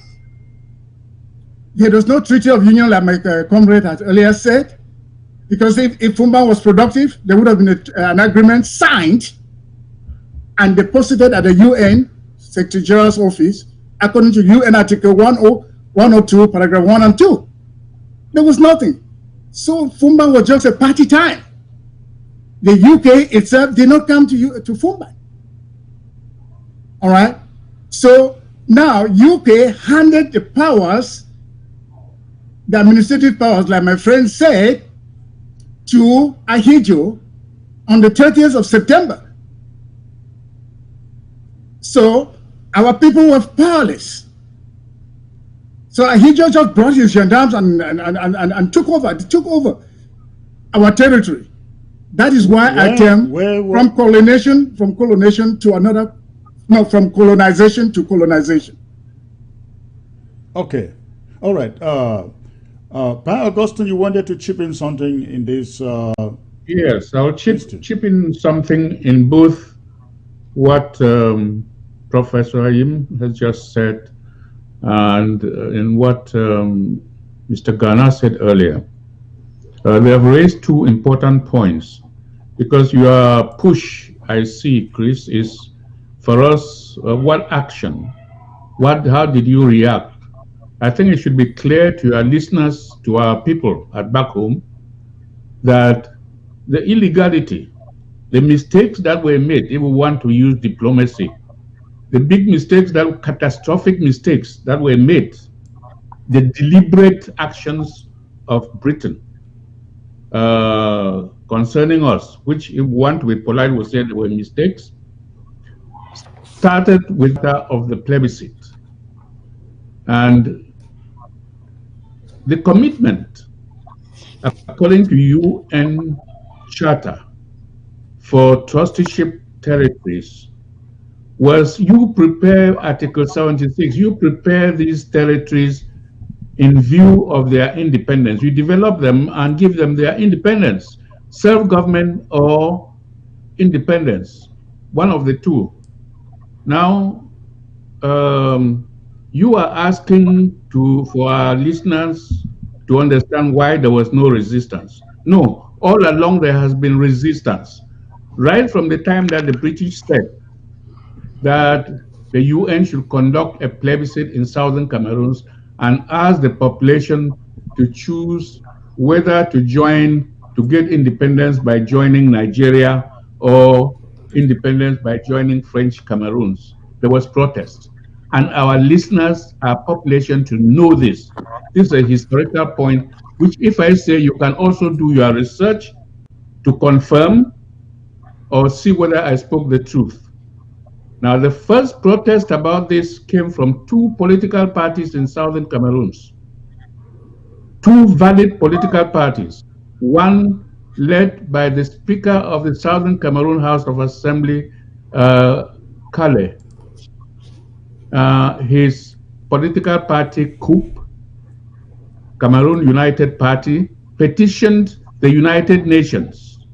That was and right said after that after that election. No, Is it right after that referendum? Yeah, to choose between joining Nigeria or joining this one for our independence is not fair. If it is independence you are talking, then there should be a third question. There should be a third question. Do you want to be independent without joining this country or this country? Kale's political party wrote that. Another political party in southern Cameroon, led by a natural ruler, Chief Nyenti of Manyu County, wrote a similar petition to the United Nations. These petitions were treated objectively by the department in the United Nations in charge of answering questions about self-determination. That was the Trusteeship Council. These petitions went to the Trusteeship Council. They read it and said, yes, but it is their right to have a third choice. The United Nations should give a third choice in the plebiscite. The Trusteeship Council said this, and you can go online, you can go research on it. And the British response was what? The British sent to say that their representative at the United Nations should oppose it. The British representative at the United Nations at this time was called Sir Andrew Cohen. You can look at that name online, see what he said about British Southern Cameroon's plebiscite in 1961. Sir Andrew Cohen. He refused and said Britain would not be part of it for a third question. And before Foncha died, we called Foncha earlier, find the letter Dr. Foncha wrote a year before he died to the British government and to the United Nations on the third question in the plebiscite. Find this letter is very educating, showing that the British Cameroons wanted a third question, and that this third question about independence without joining is the option that should have won in the plebiscite. But the British people refused it and pushed for no third question. Foncha wrote this before he died and cleared his name. He wanted to go to the United Nations to talk about the fraudulent way in which Southern Cameroon was decolonized. But the British people did not allow him to do so. No, so there have been here we are actually talking about the root, one of the root causes. One of the root causes. The second thing I want to chip in is what lawyer Ghana brought up about Fumban. I'm glad that Fumban came up in this, because often in our struggle, when we talk about Fumban, we talk other things without the very basic thing. And the very basic thing as a Southern Cameroonian, and speaking from the standpoint of Southern Cameroons, that is wrong with our decolonization, is that the conference in Fumban was not authorized. Nobody authorized the Republic of Cameroon to convene a conference to discuss whether constitution or what about Southern Cameroons. Worse than that, the worst thing more than... Hold on there. Hold on there. Are you saying nobody convened or asked that the Fumban I'm conference be saying that convened. Fumban was unauthorized. It was illegal. If it was not authorized, it was illegal. It should not have if been there was no convened. Fumban, if there was no Fumban, how were the two parties going to discuss the terms of the form of state? Chris, if you let me learn, you'll see it clearly. All right, yeah, you'll see go the ahead. point I'm making clearly. Go on, please, go on. Decolonization was the job of the United Nations. The United Nations was in progress, was in the progress of decolonizing Southern Cameroons. And to do this, they conducted a plebiscite. They sat down as a General Assembly, that's the highest organ in the United Nations, and was confirming the result of the plebiscite. And in the resolution 1608, paragraph 5, what they decided was that for Southern Cameroons to join the Republic of Cameroon, there should be a meeting. They should set up a committee, an international committee. And this international committee was set up by the General Assembly. It comprised of the government of Southern Cameroons, the government of the United Kingdom, the government of the Republic of Cameroon.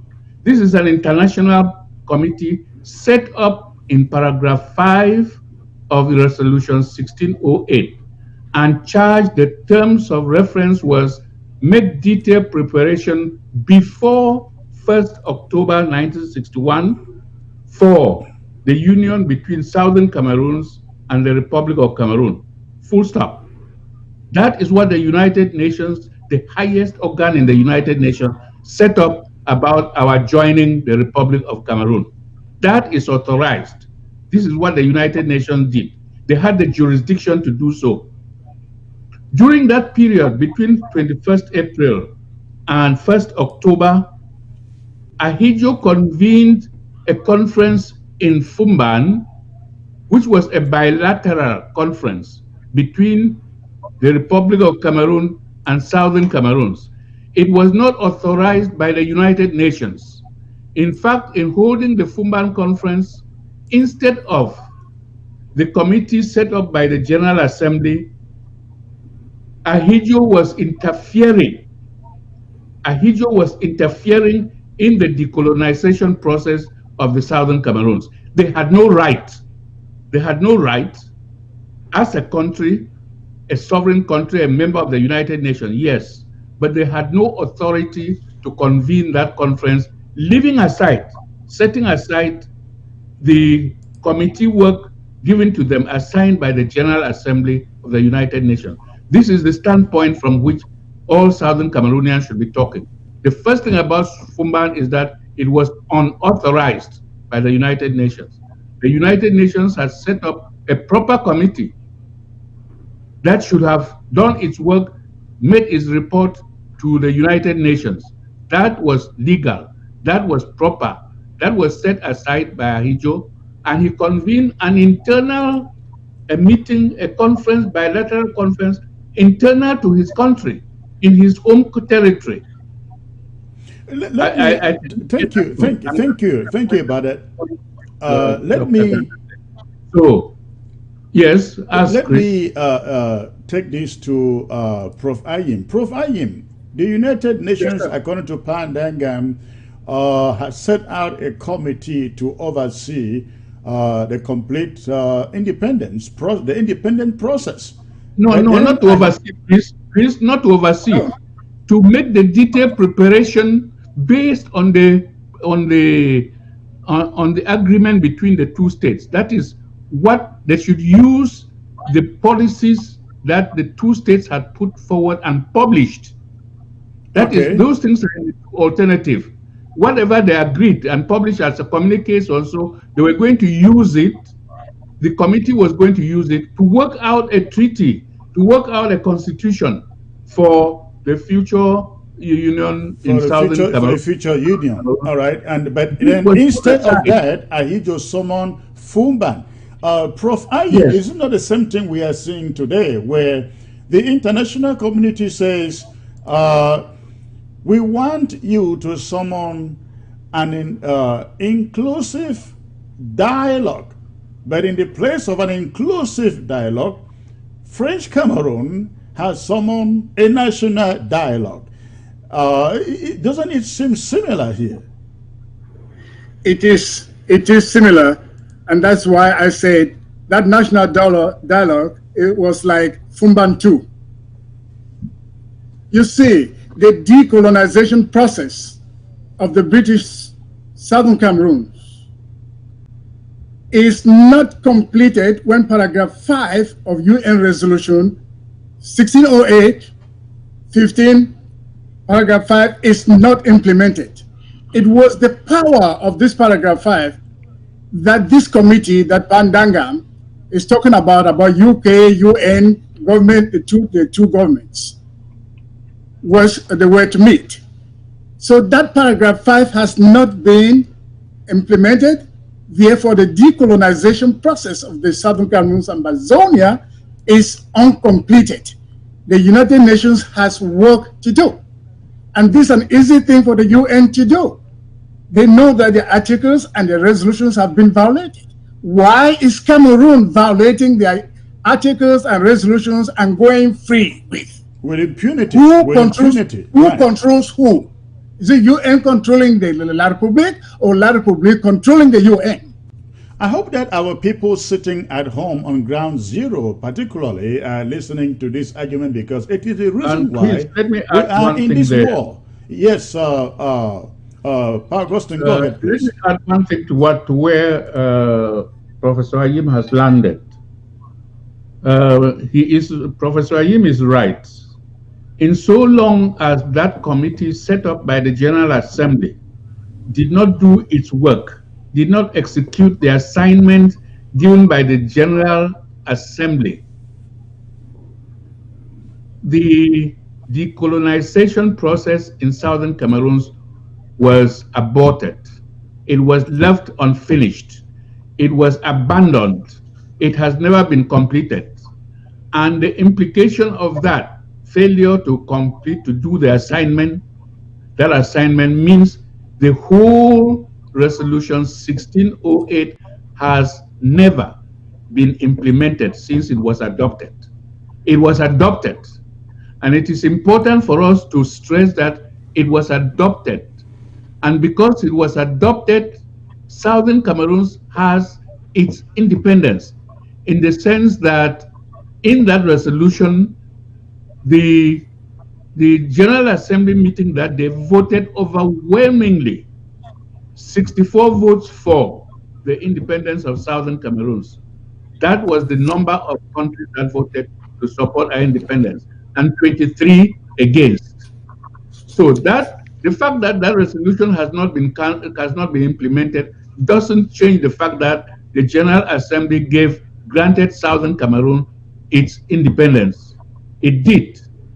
And the other thing that we talk and we never mention is the fact that for that resolution of the United Nations that has remained unimplemented, the important department in the United Nations, the Trusteeship Council, recommended for that meeting that the United Nations should honor its commitments to the voters, to the population of Southern Cameroon.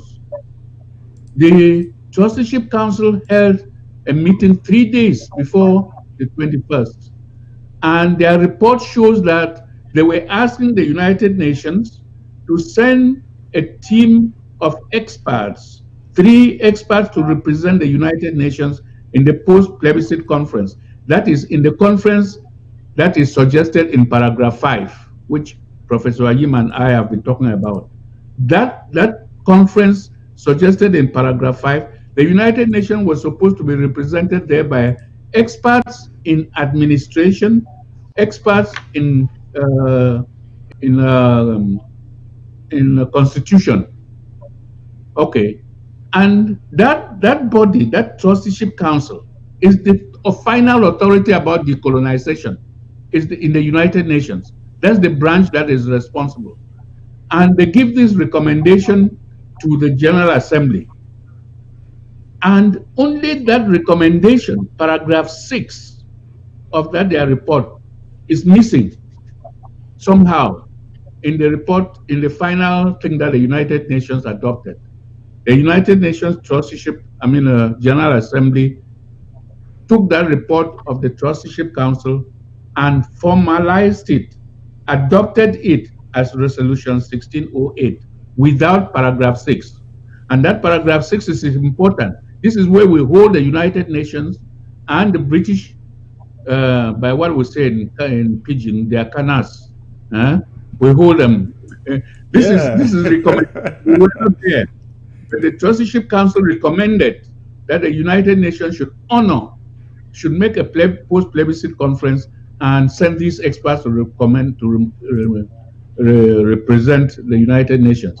And the United Nations did not honor that. All right, but let me stop you there. Let me stop you there and ask this follow-up question for all of you. I will have Ghana start. Don't we have another opportunity now in any mediation? Forget about the Swiss. I don't know whether that is coming first or what. But don't we have another opportunity when the whole world is saying they want an inclusive dialogue without preconditions? Don't we have another opportunity to now take this case to the mediation table to say, this is where our problem is? When you talk about root causes, this is where we trace our root cause to this conflict. Is that not an opportunity? Ghana, I'll start with you, please.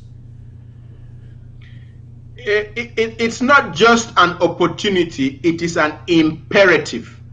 It's an imperative because that is what must happen for this conflict to end. La République is dreaming and is having a very, very bad dream if it thinks that this conflict can end with it crushing Ambazonia on the battlefield. It will not. This conflict is going to end on the negotiation table. And on the negotiation table, La République will have to prove its claim to Ambazonia, which absolutely does not exist. In 2010, when the UN delegation visited Bia in that blood-stained Etudi, commemorating La République's 50th anniversary, we all remember that the UN representative Ali Triki brought 2 maps as a gift to Bia. Those maps were a map of French Cameroon and a map of the Southern Cameroons. Loudly demonstrated to deaf tone La République that these are 2 entities in international law, and there is nothing in the UN that shows a treaty of union on how these 2 countries were brought together and how they agreed to live as one nation. So, yes, the negotiation is going to happen irrespective of how fast or how far La République tries to run. But the foolish thing about La République and all the collaborators from Ambazonia who are working with La République to deprive the Southern Cameroons, aka Ambazonia, of its independence, is that they were able to suppress Ambazonia in the 60s and in the 70s when we were still in a fog of not having the international exposure, when our people had been suppressed and not prepared for independence, when we were not as educated, when we were not as internationally connected, when we were I will not stop as you there. I internationally will stop you traveled. there because I pick an issue when you say that our people were not as educated. Francophones were not as educated as us. You had people on our side who had studied in London. And the Francophones did not have people as, I mean, think about Ahijo. I think I'm told Ahidjo was a class 7 leaver. If Secretary Chris, France was right there behind Ahidjo, guiding Ahidjo every step of the way. If you look at that charade of a conference in Fumban, French advisors were right there. Or you see the pictures, French advisors were right there, guiding and teleguiding Ahidjo on what to do. The British should have, if we had held a conference, which Augustine Dangam rightly stated and demonstrated that UN Resolution 1608, Article 5, mandated 3 key parties to be at any conference to work out the modalities of a union: Southern Cameroons, French Cameroon, and the British. The French were there with their education, with their international connections, scheming our annexation. If you read, Pierre Mesmer was the French authority who oversaw the French policy towards our annexation. And in his book, and I think it's page 135, I can give you the evidence, he states there in French that, but for in appearance, this was an annexation. So yes, Foncha was a school teacher, Ahidjo was a class 7 leaver, but the UN system, the Southern Cameroons was not Britain's to give away. The French Cameroon was not France's to give away. These territories had to be settled consistent with the international law, consistent with UN resolutions, UN Resolution 1608, UN Resolution 1514 that came out December 15, 1960, granting independence to all trust territories and all countries that were under colonization. So, but the point I was making is that we as an Ambazonian people are light years away from the Southern Cameroonians that were deceived and had their rights shoved under the carpet in the 60s and in the 70s. My message to La République is that climb down from that stupidity of killing your African brothers at the guidance of France and concentrate on building your own country and let go of that wet dream of trying to annex Ambazonia and let go, because we are not going to give up our birthright of an independent nation consistent with us being an independent entity in international law. Thank you. Professor Yim, please. Oh, yes. Let me state here that currently the literacy rate in Ambazonia, Southern Cameroon, it's high, one of the highest in Africa. We have people who can read and think and do things, experts in various areas as compared in the past. Now listen, I said 2 entities cannot federate, and let me tell you why I'm talking about 2 entities, 2 different entities. La République du Cameroon had their independence 1st January 1960. We were not part of them. That international boundary is clearly defined. Okay?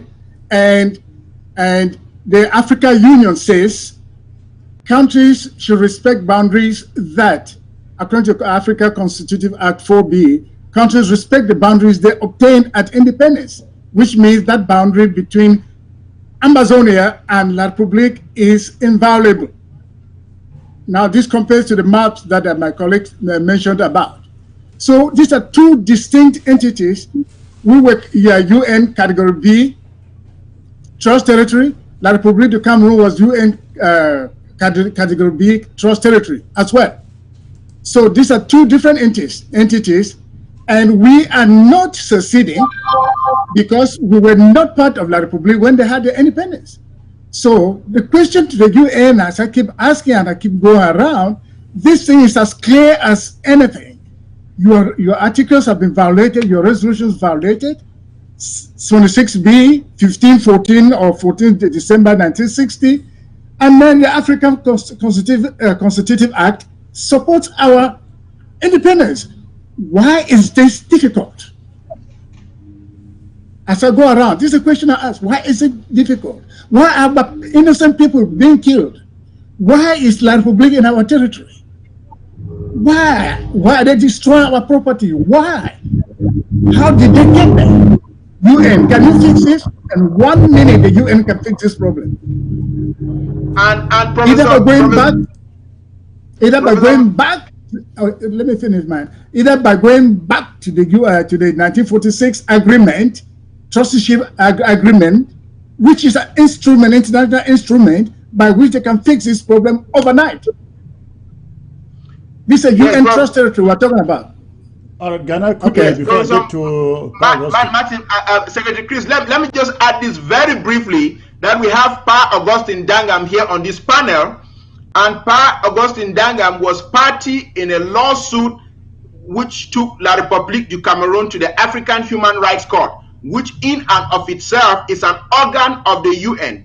And that ruling that was made in Banjul in 2009 came out with the African Human Rights Court in a lot of articles asserting the right of the Southern Cameroons to self-determination, especially in Article 20 of that ruling, which the African Human Rights Court found La République du Cameroon to be in violation of the rights of self-determination of the people of the Southern Cameroon. So a UN organ itself, duly constituted with a lawsuit executing its rightful jurisdiction, with our own Pa Augustine Dangam here as one of the plaintiffs. And again, the name of that lawsuit is Kevin Goumet Ndangam v. La République du Cameroon. So just to support what Professor Martin Ayim is saying, the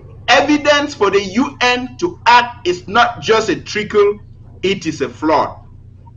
Thank you. Let me get to Pa Ndangam right now. I will add one more question. I know you would like to respond to the other speakers, comment on what the other speakers have said. But I will also add this question: How come we never read these things in any of our textbooks? No books. I am looking at people saying, how come we were never taught this in school? But not only that, no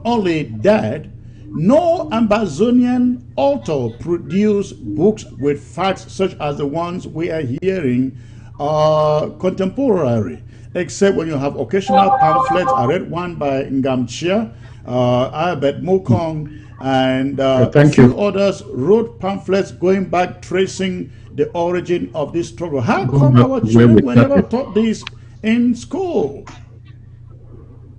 Look, again, you are going back to ask how dictatorship works. Exactly. It works by suppression. You say what the dictator wants, or you don't say anything at all. I want to also mention that I took part and the leading part in fighting for the GCE board. I led the fight in the Northern Zone and eventually nationally when we formed the GCE board. I was a member of the GCE board. And one of the things we discussed there was teaching of our history. And if I plunge into what the ministry attitude towards that, when it will take a long time, because I don't want to take a story halfway and don't land. Okay. Yeah, but the attitude was no, you don't do it. And it is not only then that we took the GCE board, and this is what we were like fighting the ministry and the government for what should be taught about our history. It is not only then, it is happening now. It is happening now. Chris, you might have heard, or our readers must have heard of one of our leading lawyers back home, who started we started this struggle with. The lawyer is in Boya. He was arrested. He was in Condé for long, and then he was released. And then he went back to Boya. He's free. and he also teaches in the university. Now, in the last exam that passed, he set a question to his law class, the English law class, and he had a query. He was queried someone to a disciplinary council for setting that question. I've just forgotten the name. Barrister Agbonkongo. Thank you. I mean, Barrister Agbonkongo Bayibala, yes. Yes. He set a question on what he is teaching on his law to law students, English law, on the events, current events about Southern Cameroon matter, and was not only summoned to a disciplinary council, he's been terminated from the teaching in the university. Yes, before the council, whether it's the council that sat, but he's asked to leave the teaching in the university. He's not allowed to. Well, so Chris, the actions are being taken at all levels, at individual levels, at professional levels, and so on, to suppress anything Anglophone. In the parliament, you heard the speeches of honorable members from the one in Saw to the one in Bamenda, what they tried to say and how the speaker reacted. So it's not that the action has not been taken. So I want to go back to where we started and to say that, look, when we came together by error or deliberately, 1961, I remember clearly that in 1961, the Francophones celebrated, French Cameroon celebrated 1st January, their Independence Day. And the Anglophones on October celebrated 1st October. It was done. I was there. And I can tell you that it was official. It was accepted. Accepted in the sense that there are pictures that can show you that in 1961, the government of Cameroon, the marching in many places, the SDO delivered the message of the government of Cameroon, the federal government, and the head of state to the people, congratulating them for their independence. We have pictures. We have pictures of these events. But it is after that first one that they sat down and began to reflect. Oh, if we allow them to be celebrating 1st October, they will more and more come to know that they were independent, they were granted independence, and so we'll be in trouble. So they stopped it, not only stopped it, 1st October became a taboo. You don't talk about it, you don't celebrate it. They started arresting people. But the first one was done, and it's on record. And we have pictures of those DOs who delivered congratulations to the population of Southern Cameroon. Now, I hear back home that this one tomorrow may not be celebrated because of COVID-19, the international problem of health. I don't know whether that is all the whole story, because even if it's not going to be celebrated, we should hear the head of state speak this night in Cameroon. But since that health problem worldwide came upon the world population, heads of states have spoken. They've spoken publicly, but we've not heard the one of Cameroon talking. That is interesting, an interesting point. It's a side point. What I want to say, I want to end with 2 points. Okay. One is that the point which we started with, the point of the referendum, 20th May referendum in 1972. It has been a referendum which nobody has been proud. When we say we celebrate an event, it means that we are happy. We go out, we drink, we rejoice, we march, we sing. But nobody, not in Southern Cameroon, not in the Republic of Cameroon, has done this with any joy.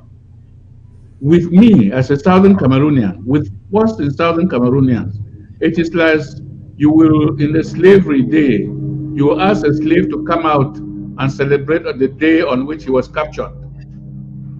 you can imagine the thoughts and the feelings of the slave. Yes, he's a slave. He can come out and march as you order, the master orders.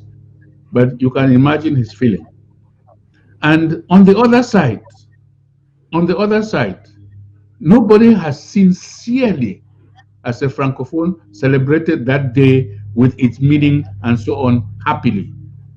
You can tell me that you are not a Francophone. How do you know? Well, we know by the events we see. And I can quote one event here which illustrates the national point as evidence. In the meeting of the Commonwealth, heads of government in Abuja, Nigeria, the opening day of that particular meeting, Cameroon is a member of the Commonwealth. What the Commonwealth did on that day revealed something about Cameroon which the world did not have an idea about. They did the plenary session, the opening session, by showing all the delegations from all over the Commonwealth a film of how member states of the Commonwealth joined the Commonwealth. On which date? What is the day, their national day? What do they celebrate as national day? And the film basically was, they will take a country and say India. They will put the picture of their head of state. They put the date India became independent. They put the date that India celebrates as its national day. They take, say, South Africa. They do the same thing. They put their head of state's picture. They show when South Africa became independent, which day it celebrates in the year, which day it joined the Commonwealth. Just that profile. And they were doing this alphabetically, you know. And then they came to Cameroon. And what happened? They put the picture of the head of state, Paul Biya, head of state.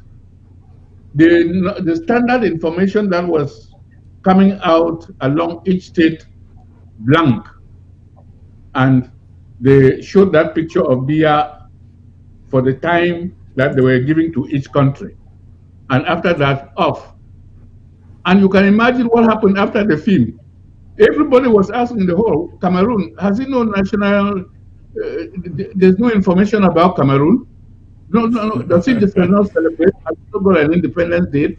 Yeah. It was blank. Why? Because of what we are discussing. Why?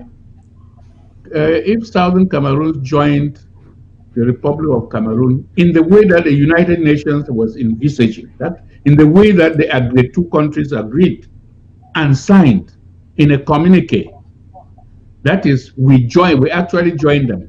That committee on paragraph 5 did their work and reported. If we joined them according to how United Nations was arranging, there should be a national day, yes. But this one of 20th May, which is being forced upon us, does not work.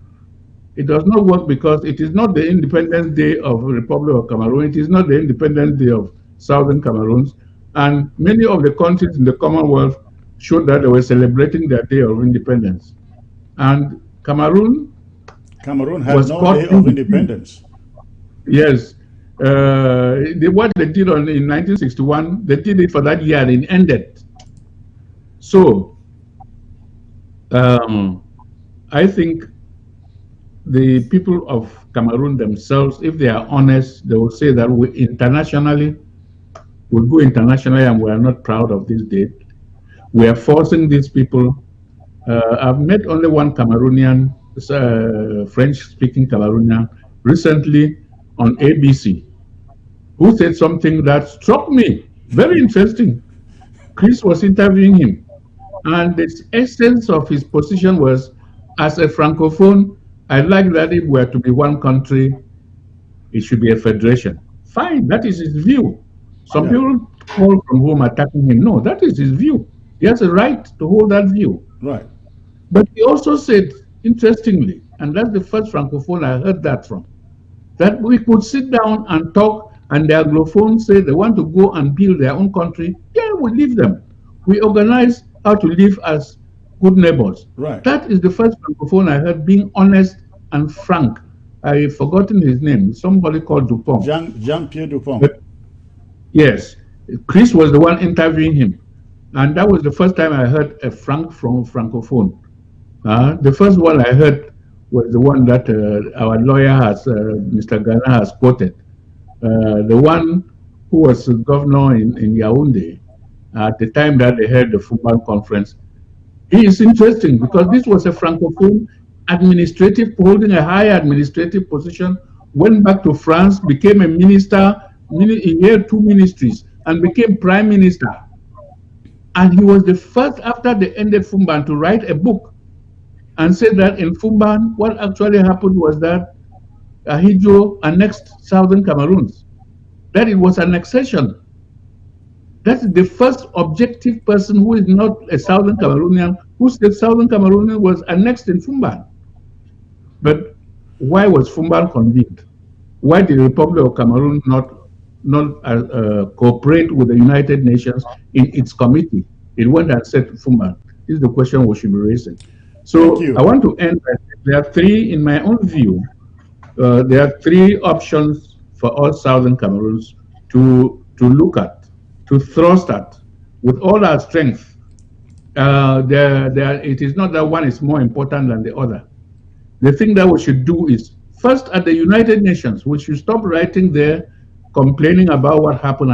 Just one thing for all the groups, the interim government, and everybody who is writing, even individuals, to ask the United Nations, to point out to the United Nations that the British Southern Cameroon has never been decolonized.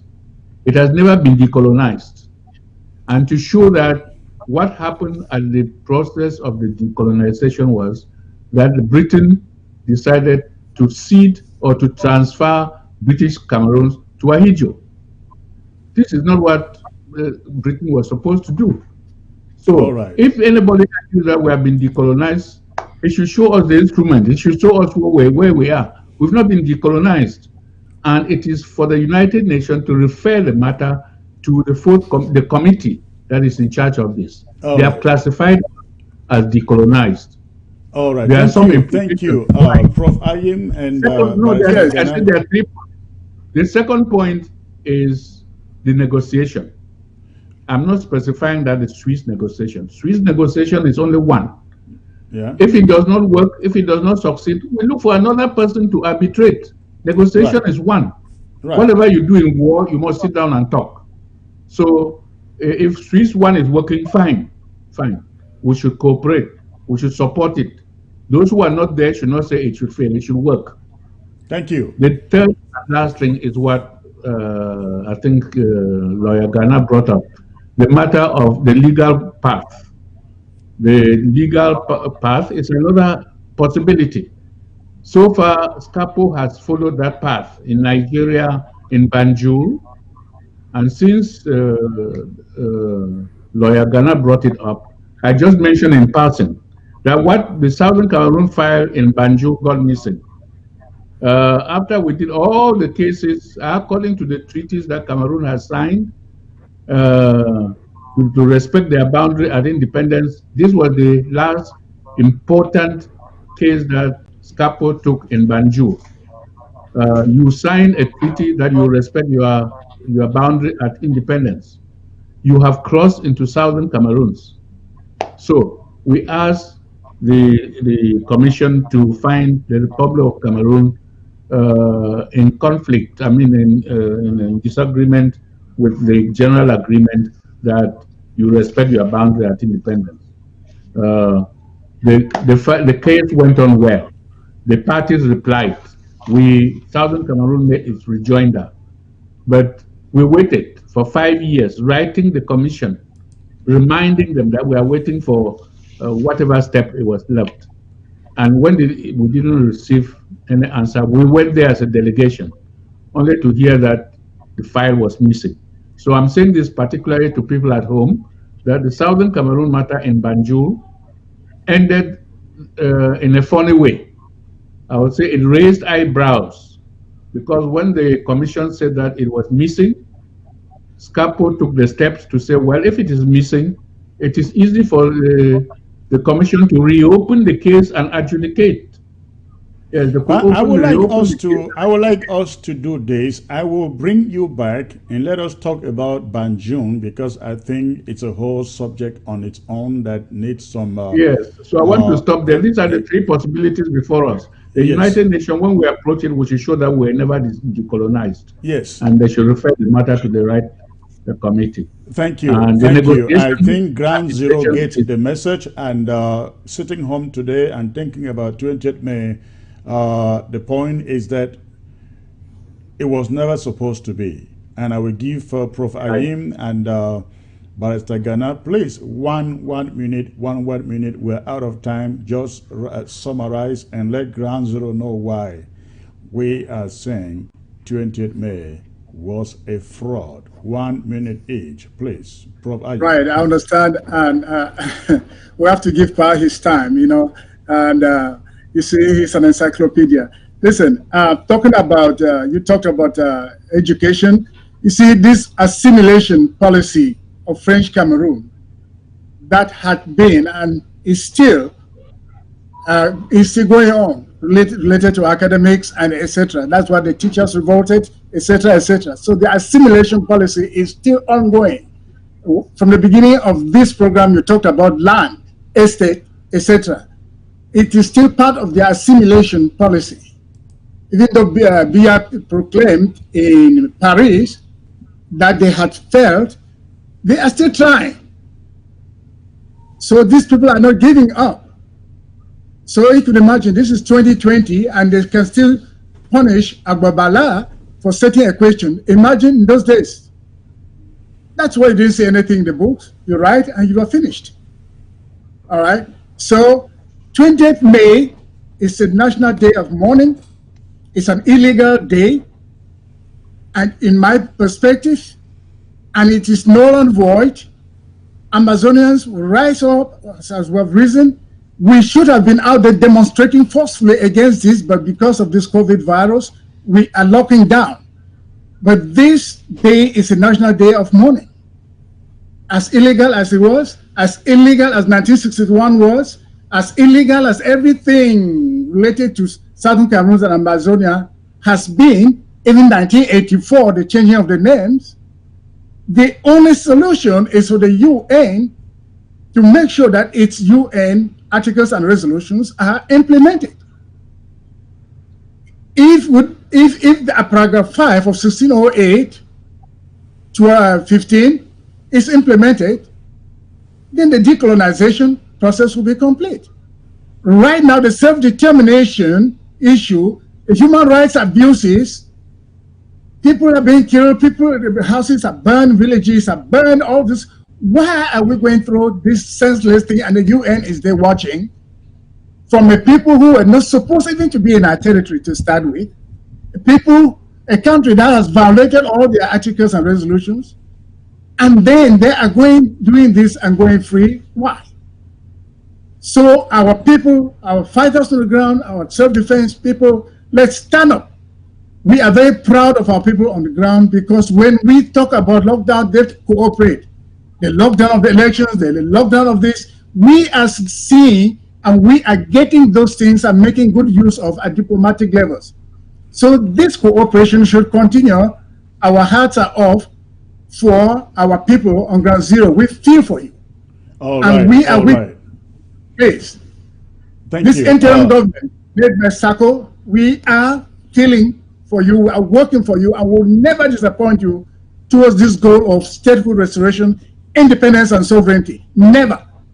Thank you, sir. Thank you, sir. Barrister Ghana, please, 1 minute, last word, and then I will take 1 or 2 calls, and then we'll call it a day. Thanks again for being amongst these two giants of our history and our struggle. Just to mention one other name, Barrister Fongozi Dinka, just to tie it to the issue of people who try to resist, people who try to write. In the mid-80s, he wrote a new social order. He wrote Dissolve the Time Bomb. He wrote letter to the Cameroon Etat Major. He was arrested, tried for treason, tortured in Kondongi until he had a stroke. And so the resistance of our people has been present, continuous, and is still ongoing. To quote Frederick Douglass here, power concedes nothing without a demand, without a fight. It never did, and it never will.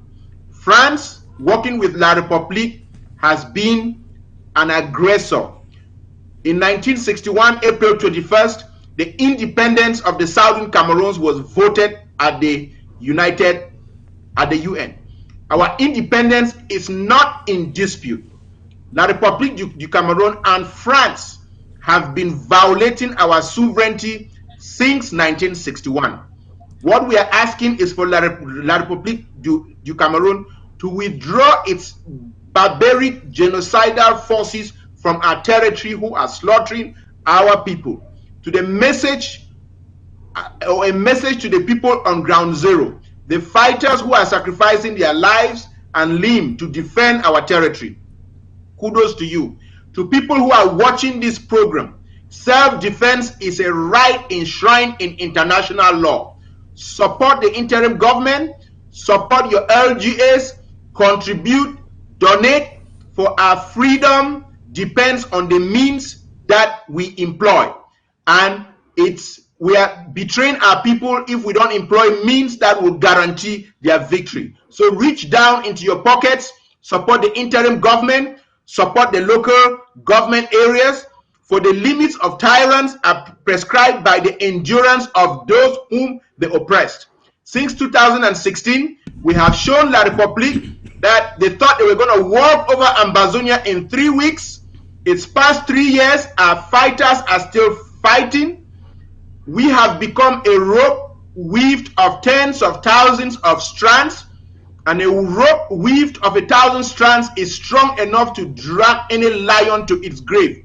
The diaper-wearing lazy dictator of a Tudi who has been killing our people, God is going to send him to his grave if he's not already in his grave. But we are going to walk out of that unholy union because it's our birthright to be an independent nation. So to our people, keep up the fight and we will be free. Thank you, gentlemen. I think Ground Zero should be so very excited with this broadcast. Unfortunately, many of them are not watching. I can see some comments to the effect that Ground Zero is not watching on the social media. I don't know whether they can watch on the, I hope they are watching on TV. But this has been such a great piece of education to our people. And I will just open the phones for a few minutes, take 1, 2, or 3 calls. And if you are responding, please, I give you only 50 seconds. If you have to respond, only 50 seconds. We are actually running out of time. We've been broadcasting for about over 2.5 hours now, and we need to round up. I have the first caller here who is joining from California. Hello, man. Good afternoon, Secretary Chris. Good afternoon, man. Thanks for the call. What is your contribution or your question? Yes, well, my name is Patience Abudu, and I'm so happy that this topic has come up. And I will not pretend to be a historian, but because of our struggle, I've done a lot of reading. And I just want to add to this. First of all, I want to thank Dangam, Dr. Ghana, and Professor Ayin for enlightening our people. But there's something that I think should be also thrown into this discussion, and that has to do with the cooperation agreement between France and Cameroon. So on the 26th of December 1959, just 5 days before French Cameroon gained its independence from France, President Ahidjo and President Charles de Gaulle of France signed this cooperation agreement. But the thing that is very important that I think we should go back to it and know that that's where we are having problems is because number 1 of the Article 6 says that France shall determine Cameroon's political, economic, and socio-cultural orientations. And then on the November 10, 1961, just barely a month after French Cameroon and Southern Cameroon became a federation, the military aspect was added to it. That each time the Cameroonian president is overwhelmed by an external aggression or internal rebellion, he may call France for assistance. So at that time, that's probably why these British Cameroonians could not rebel, knowing that France had all this military capability. And if we even have to step backwards, the bottom line of all this is because of our resources, our oil. So 20th May came about because of France's pressure on La République du Cameroun, Ahidjo, for them to come get our minerals that we had a lot of in Victoria.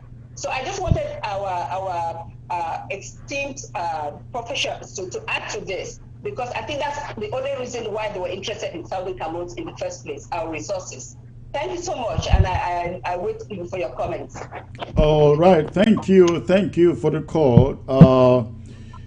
That is an angle. That is an angle that probably would be under dispute. That is the reason why our people were not able to protest. I think our people have been protesting. The resistance has been there, just as the panel indicated. Although the suppression was always there, but then I would like the panel to come in, please, 1 minute each, on this French pact thing with La République du Cameroun. Do you think that contributed to the inability of our people to protest all along these transformations from federation to United Republic to the Republic? I'll start with Augustine. Okay, Chris. I think the question is actually larger. What she has raised is larger than that. And one aspect that we should add to it is that not only did France sign these agreements before we joined these people, and therefore that agreement did not cover us, but even while we have been part of the Republic of Cameroon, supposed to be part of the policy, the first thing that as Anglophones, the first thing with Anglophones and France is France's attitude specified on Anglophones, their policy coming from the highest office, the presidency of France on Anglophone came in 1992 when an Anglophone won the presidency, the elections to go into the presidency of the Republic. And France came up with the policy. First of all, that Anglophone, Ni John Frundi, was arrested for 3 months, house arrest for 3 months. And thereafter, the French came up with the official policy against Anglophones in Cameroon. And the policy states a line, the red line. And the title of that policy is the red line which Anglophones in Cameroon must never, ever cross. That policy states that if ever the people of Cameroon again make the mistake to elect an Anglophone into the presidency, France will step in and reverse the thing, reverse the decision, if need be, with an army. Do we have that documented? I have it. Yes, we have it. I would like to have a copy, if possible. Okay. Okay. So this is part of the policy of official policy of France till today. And what did Frundi or any Anglophone do? If you are a citizen of a country, you have the full right to aspire to any office in that country, even the highest one. So I say that if they vote, whether Frundi or any other Anglophone, France will step in and reverse the matter and make the status quo. So this is one aspect of policy with the French, which targets the Anglophones, and it's not acceptable. So I get you. Thank you. You are essentially saying that yes, that policy is very much still alive and it is still hindering anything Ambazonian from ever being the leader of that country. Thank you. Ghana, please. It is. It is still on. It has never been reversed. Yes. Ghana, please.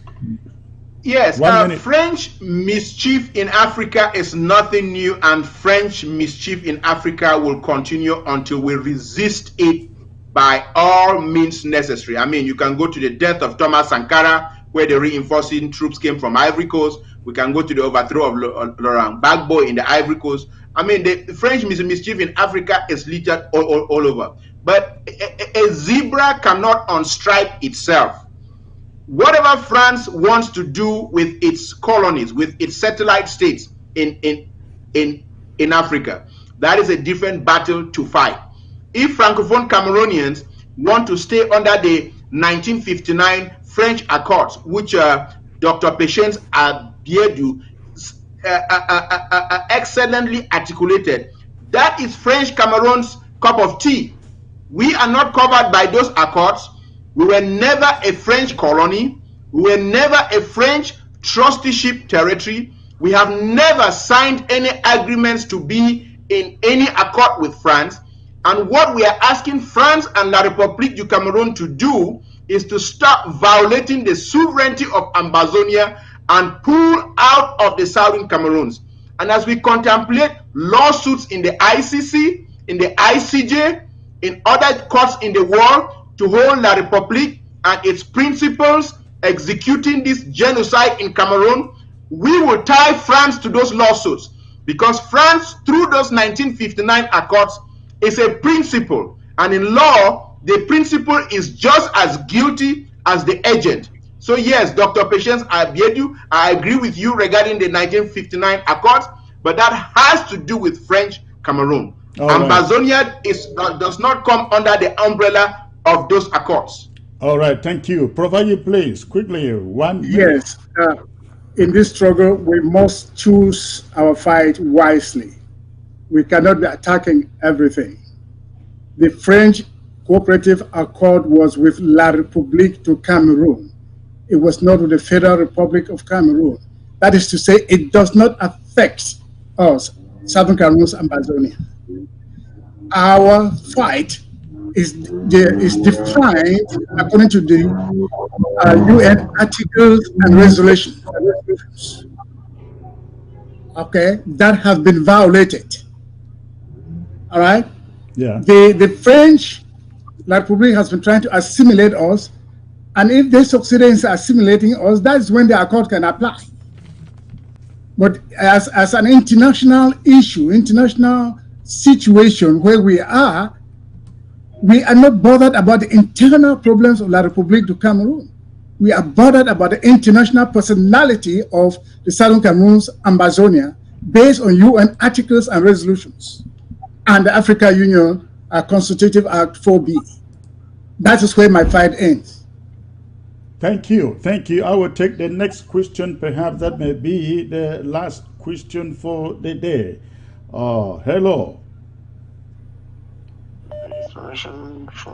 Hello. Hello. Yes, sir. You are live. May I know where you are calling in from, please? Yeah, I'm calling in from Switzerland, sir. Okay, now, you have 1 minute, sir. You have 1 minute to make your question. Go ahead. The fraud goes beyond what our three kings are explaining to us, because how can they explain the division between the northern Cameroons and the southern Cameroons? There is a plot bigger than what we are talking about. And what is that plot according to you? Yeah, that's the explanation that I want to get from our three kings, our three wise men here. It has been a very exciting explanation from them. But what happened that we're being divided? And is there any frontier between the southern Cameroons and the northern Cameroons? Because that front goes according to me, has something to do with the Nigerians too, because they took that north, and we don't know. There's nothing we know about our northern brothers, our sisters, our part of our land. What is going on? Can you please tell us? Thank you. Well, thank you for that. I will allow them only 50 seconds to try the question, because it's a whole. I have promised Pandangam I will bring him back to talk about Banjul, and I think we also would need to talk about Northern Cameroon. Often when we say Northern Cameroon, many people think we are referring to French Cameroon. No, French Cameroon is not what we refer to as Northern Cameroon. Northern Cameroon refers to the part of the Cameroons that went over to Nigeria in 1961. But that will be a whole subject on its own with the Banjul when I bring back Pandangam here and the panel. Thank you very much for that question. I don't want us to go back into it. Let me take one more question, since I'm not asking for Secretary Chris. Secretary Chris. Yes, sir. Secretary Chris. Yes. Just hold on. Let me just say one thing, and let me say one thing briefly about that question he asked. Very briefly. Okay. Right. When you go to court to seek redress on an issue, you go to court as a party. A party that is not coming to court to seek address on that issue cannot be addressed. We cannot seek to address the Northern Cameroons, which is part of Northern Nigeria, because they are not seeking anybody violating their sovereignty. They are not seeking anybody violating their rights. Our case is about the Southern Cameroons, aka Ambazonia. The Northern Cameroon has not taken any, or the former Northern Cameroons have not taken any party to court seeking a redress of their situation. All right. Can I chime in, please? Provide him, please. Yes, just about 20 seconds. Listen, that's a very pertinent question. There is no international boundary between the British Northern Cameroons and the British Southern Cameroons. Britain did that for administrative convenience. Okay, from the beginning, I talked about 1946 trusteeship agreement, which covers the entire territory of British Cameroons. So British Northern Cameroons plus British Southern Cameroons is British Cameroons. So up to now, we know about Professor Martin Chia. He's working on that, and we'll get developments as that goes. But that's another angle. Yes, the British Northern Cameroons are actually addressing the issue in their own way. So until we get some more enlightenment from Professor Martin Chia, then we'll just keep waiting. Thank you. All right. Thank you. Thank you. Let me get to the last caller. Hello, sir. Yeah, hello, Chris. This is Ernest calling from Maryland. Thanks for calling, sir. What's your question? Yeah, I just have an observation, if not a comment. What I need to say is that, you know, from what they say about what the rule that the French signed with La République, as long as we continue to remain as one Cameroon and indivisible, then that law binds even the Southern Cameroon. That's the reason why, if we don't fight hard, we'll continue to remain under those kind of conditions. So if you are in your house and somebody knock the door and you don't want to open, and then the person start breaking the door, you definitely pay attention. This is what we need to do now. We need to hammer hard and don't even bother about the UN. Those who are doing UN, there are people that are taking care of that. There are people that are taking care of everything. But let us fight for our soil and fight hard. Somebody will turn around. Thank you. Thank you. Thank you. I appreciate that. Ladies and gentlemen, I must take this caller, the only caller I'm getting from ground zero. Hello, sir. Hello. Hello. Hello, Mr. Chris. Secretary Chris is calling. Okay, you are calling. We are live on ABC. You have a contribution. Hello. Hello, you are live on ABC. You have a contribution. I have a contribution just because of Nanga, a person I know very well. Okay. I just want to talk and say something to him. You are calling from Bamenda, right? From Bamenda, yes, from Bamenda. Okay, go on, please. Thank you very much. Greetings to Mr. Ndangam in the studio there, a person I know very well. I think he should understand and know this voice talking to him. From the then time of Led Pandi, the rest of Chivayama, all those people, I don't want to be calling them. I just accept on all what has explained, they are all correct. I would have loved to ask you a question. I would have not asking a question of the past history because all what I have talked about the history are all past errors that are being on the way now to be corrected. I would have loved asking him on what they're supposed to do, but I'm not doing that because of time constraint. I've been waiting for him and to ask him something very powerful. I'm somebody who is so versed on this particular struggle, and he knows me very well. I will not give name, but he knows very well. I'll be coming on him anytime he's on air with you, Secretary Chris. I will ask a question to him. He's a person I know very well. He's very versed in this thing, and he has been very Chivayamba, Ndinglo, all the late ones, all. I know them very well. So Okay. thank you very much. Greetings to all of you there in the studio. Good night. Thank you. Thank you. Is there electricity in Bamenda? Do you have electricity in Bamenda or what? Yeah, the electricity in my house. Unfortunately, they don't have it today. So you are watching this on your television? Yeah, but the thing is, the part that I'm living now is having electricity, but another quarter will not be having. They put them in a channel by 6 a.m. or by 12 noon tomorrow. I will not have another quarter will be having. Then by 6 p.m. the quarter had will not be having, and then another quarter will take over. All right. Okay, thank you. I also understand some ground zero cannot watch this on the television, but we're also streaming on YouTube simultaneously with Facebook. In fact, we have I think close to 300 watching on YouTube.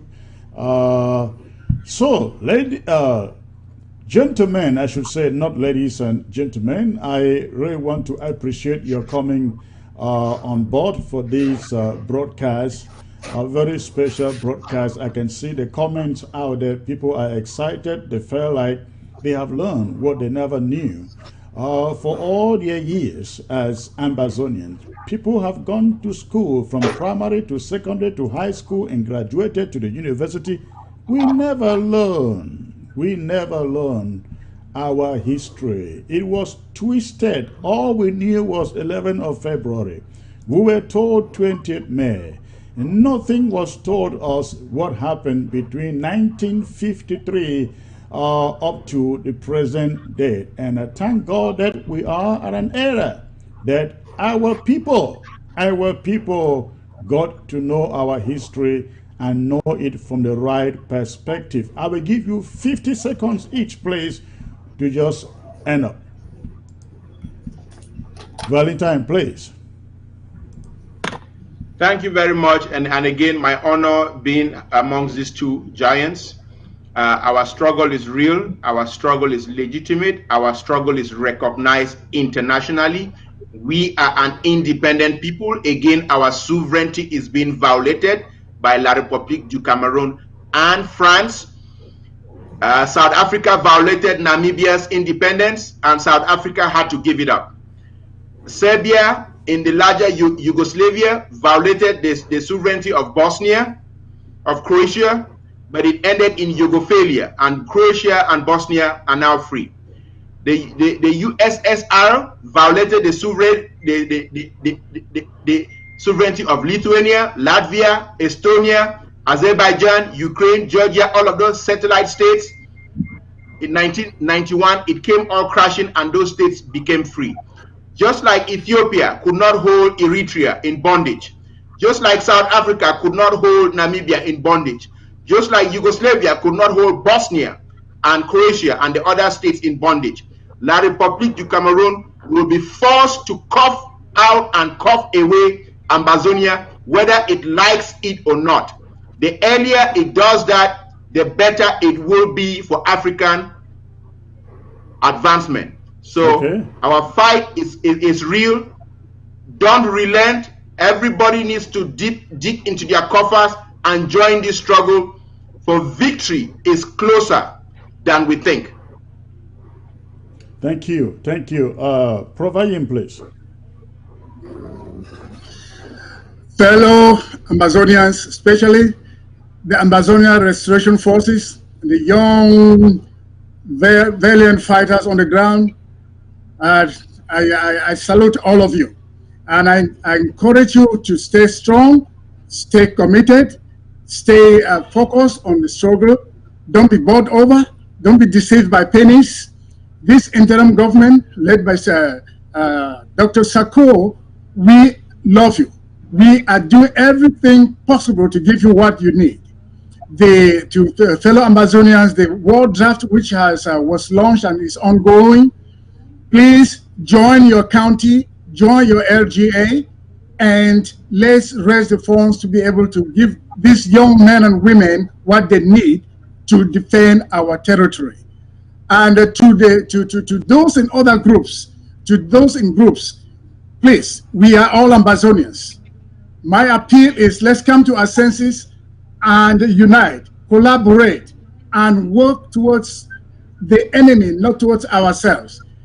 There is time to think. There is time to come together. There is time to work in a concerted way. This is the time. No more fake excuses. This IG is open. And ACT is open for the Swiss mediation. Please, any group that is willing, join the ACT willingly so we make it better so we can go to the table as a stronger whole. Please, let's stop all this unnecessary bickering here and there and all this name calling.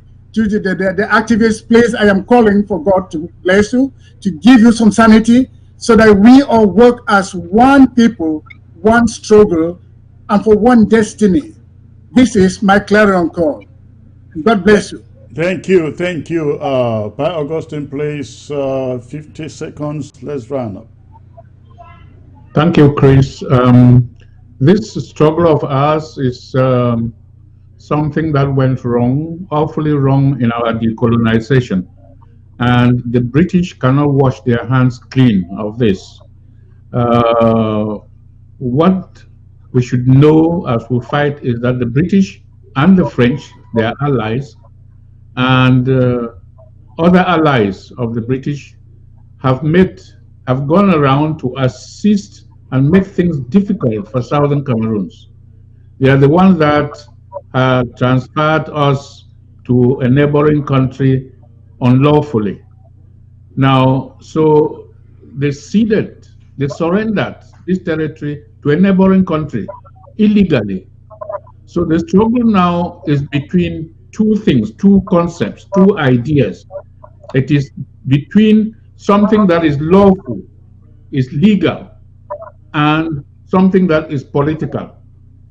Now we have this challenge before us as Amazonians, as Southern Cameroonians. The British and the French are pushing the struggle from a political standpoint by telling the people that this is a matter that is an internal matter to Republic of Cameroon. Other nations should not enter. We should be aware of this. And one of our strongest points, thrust in the struggle, should be to face the facts of law, the facts of history. Law. It is either de jure, as the lawyers say, or de facto. And if we want to leave it to the politician to assert de facto, the fact that the world sees Cameroon, Southern Cameroon, as part of the Republic of Cameroon, that is a fact that is wrong, has no legal basis. It is like they have pushed an inflated ball into the water and holding it down in water. But the fact of law, if we pursue it, the fact of negotiation, if we pursue it, the facts of history, and showing that we have not been decolonized, if we pursue this without giving up, I'm sure victory is ours. We'll be free as a country. Thank you. All right, all right. Thank you all very much. Thanks for coming on, Prof. Ayim, Barrister Valentine, Ghana, and Pa Augustine Ndengam. I think it was a very, very exciting conversation and a lot of education there. Thank you all for coming in. Okay, ladies and gentlemen, that is it. You got it from ABC. I hope that you stay put and come back next time. I am believing that by God's grace, I shall be back here tomorrow for another live broadcast. Until then, I urge you, please go to abcambertv.org, abcambertv.org, register, sign up for Amber ABC Club, and let us make ABC the best, and I mean that, in Africa. Thank you for tuning in. See you again tomorrow.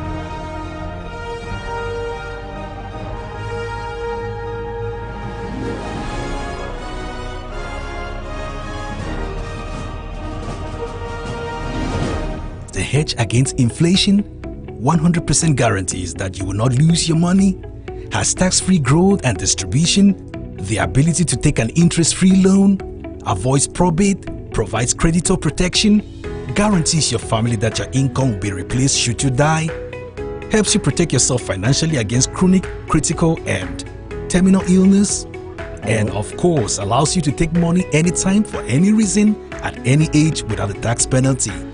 You need only as little as $50 to invest per month. Contact Irene Fumban, tel 513-5014-177 or send an email to irenenpmsn@gmail.com. You need a financial... Are you tired of going from dealership to dealership looking for that used car that perfectly fits both your lifestyle and your budget? Are you bored with the same old tactics, the same old styles, and the same old disappointments when you don't find exactly what you want? Are you frustrated because of bad credit or tired of being rejected of in-house financing? Are you tired of going from garage to garage for a car? How about that filthy old car that you used to drive? Are you done? Welcome to the new experience. Barrico Auto Sales has sold and financed cars to over 50,000 people across the country. Our exclusive in-house financing model allows us to provide flexible options for all. Enjoy low rates, free pickup, and award-winning customer service. Reserve today. Barrico Auto helps make car renting easy and seamless for all of our customers. Our financing options allow you to shop our vehicle inventory for the exact used car, truck, or van that best fits your needs. Car selection and customer satisfaction are of great importance to us. We provide the best mechanical repairs, and our services take just minutes. Detail your car with us and get out of that filthy old smell and into something sweet. We will even do your oil change at the lowest rate. And please do not forget that with Barrico Auto Sale, you own and drive your car before you even have to pay us. So come on down and visit us and drive away with your new car. Barrico Autos, own and drive before you pay. 240-486-4664.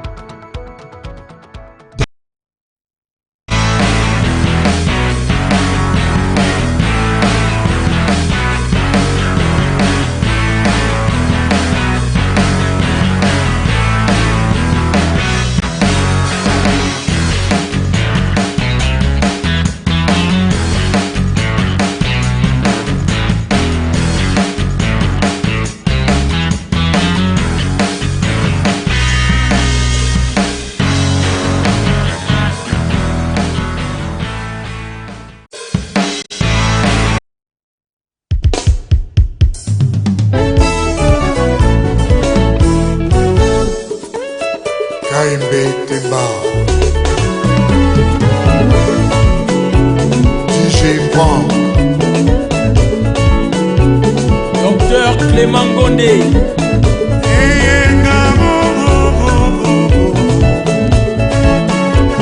Elulu Vadio Akuna Matata.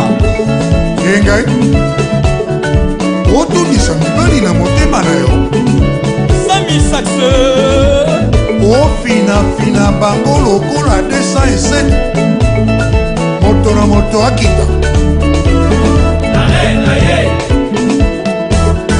Placide Lengelo La Feria Exotique 207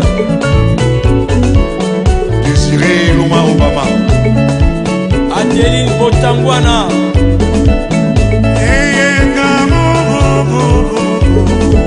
Ludovic Otoka Didier Catalis Serge Clément Abevila Aimé Catalis Eli Mukungu Hubert Betamona Antoine Gonda Chez toi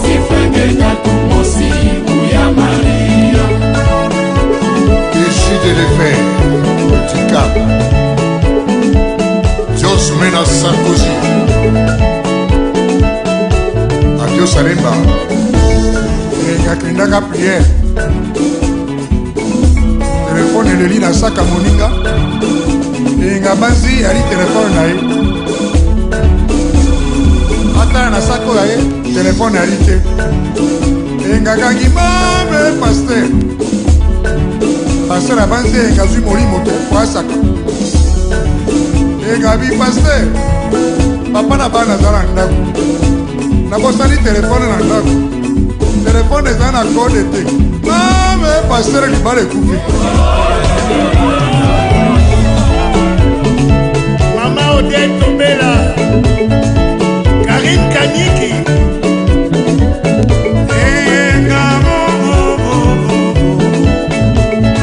Agnès Touba DJ Arnaud Technologie DJ Piroger Kaba Kabasu Hippolyte Kabamba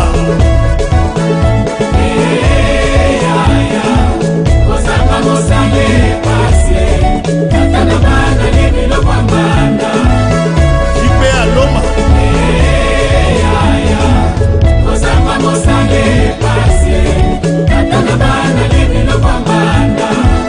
Gile Mukila Gila Ande Yange So Amelia Umaye Ignace Nyoka Kinyoka Turine Mwala Mathieu Mobindi Nathan Nyoka Israël Adoula Rita Mbwabwa Kim Mwala Maman Germaine Balenza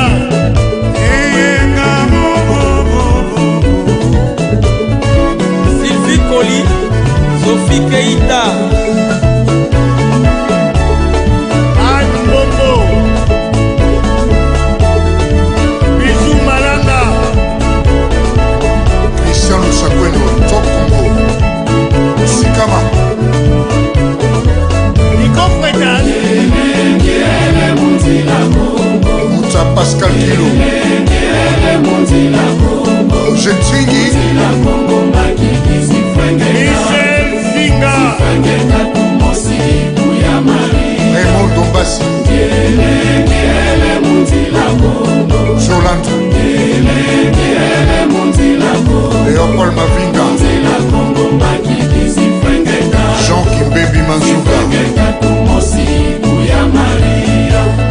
Hakim Lumingu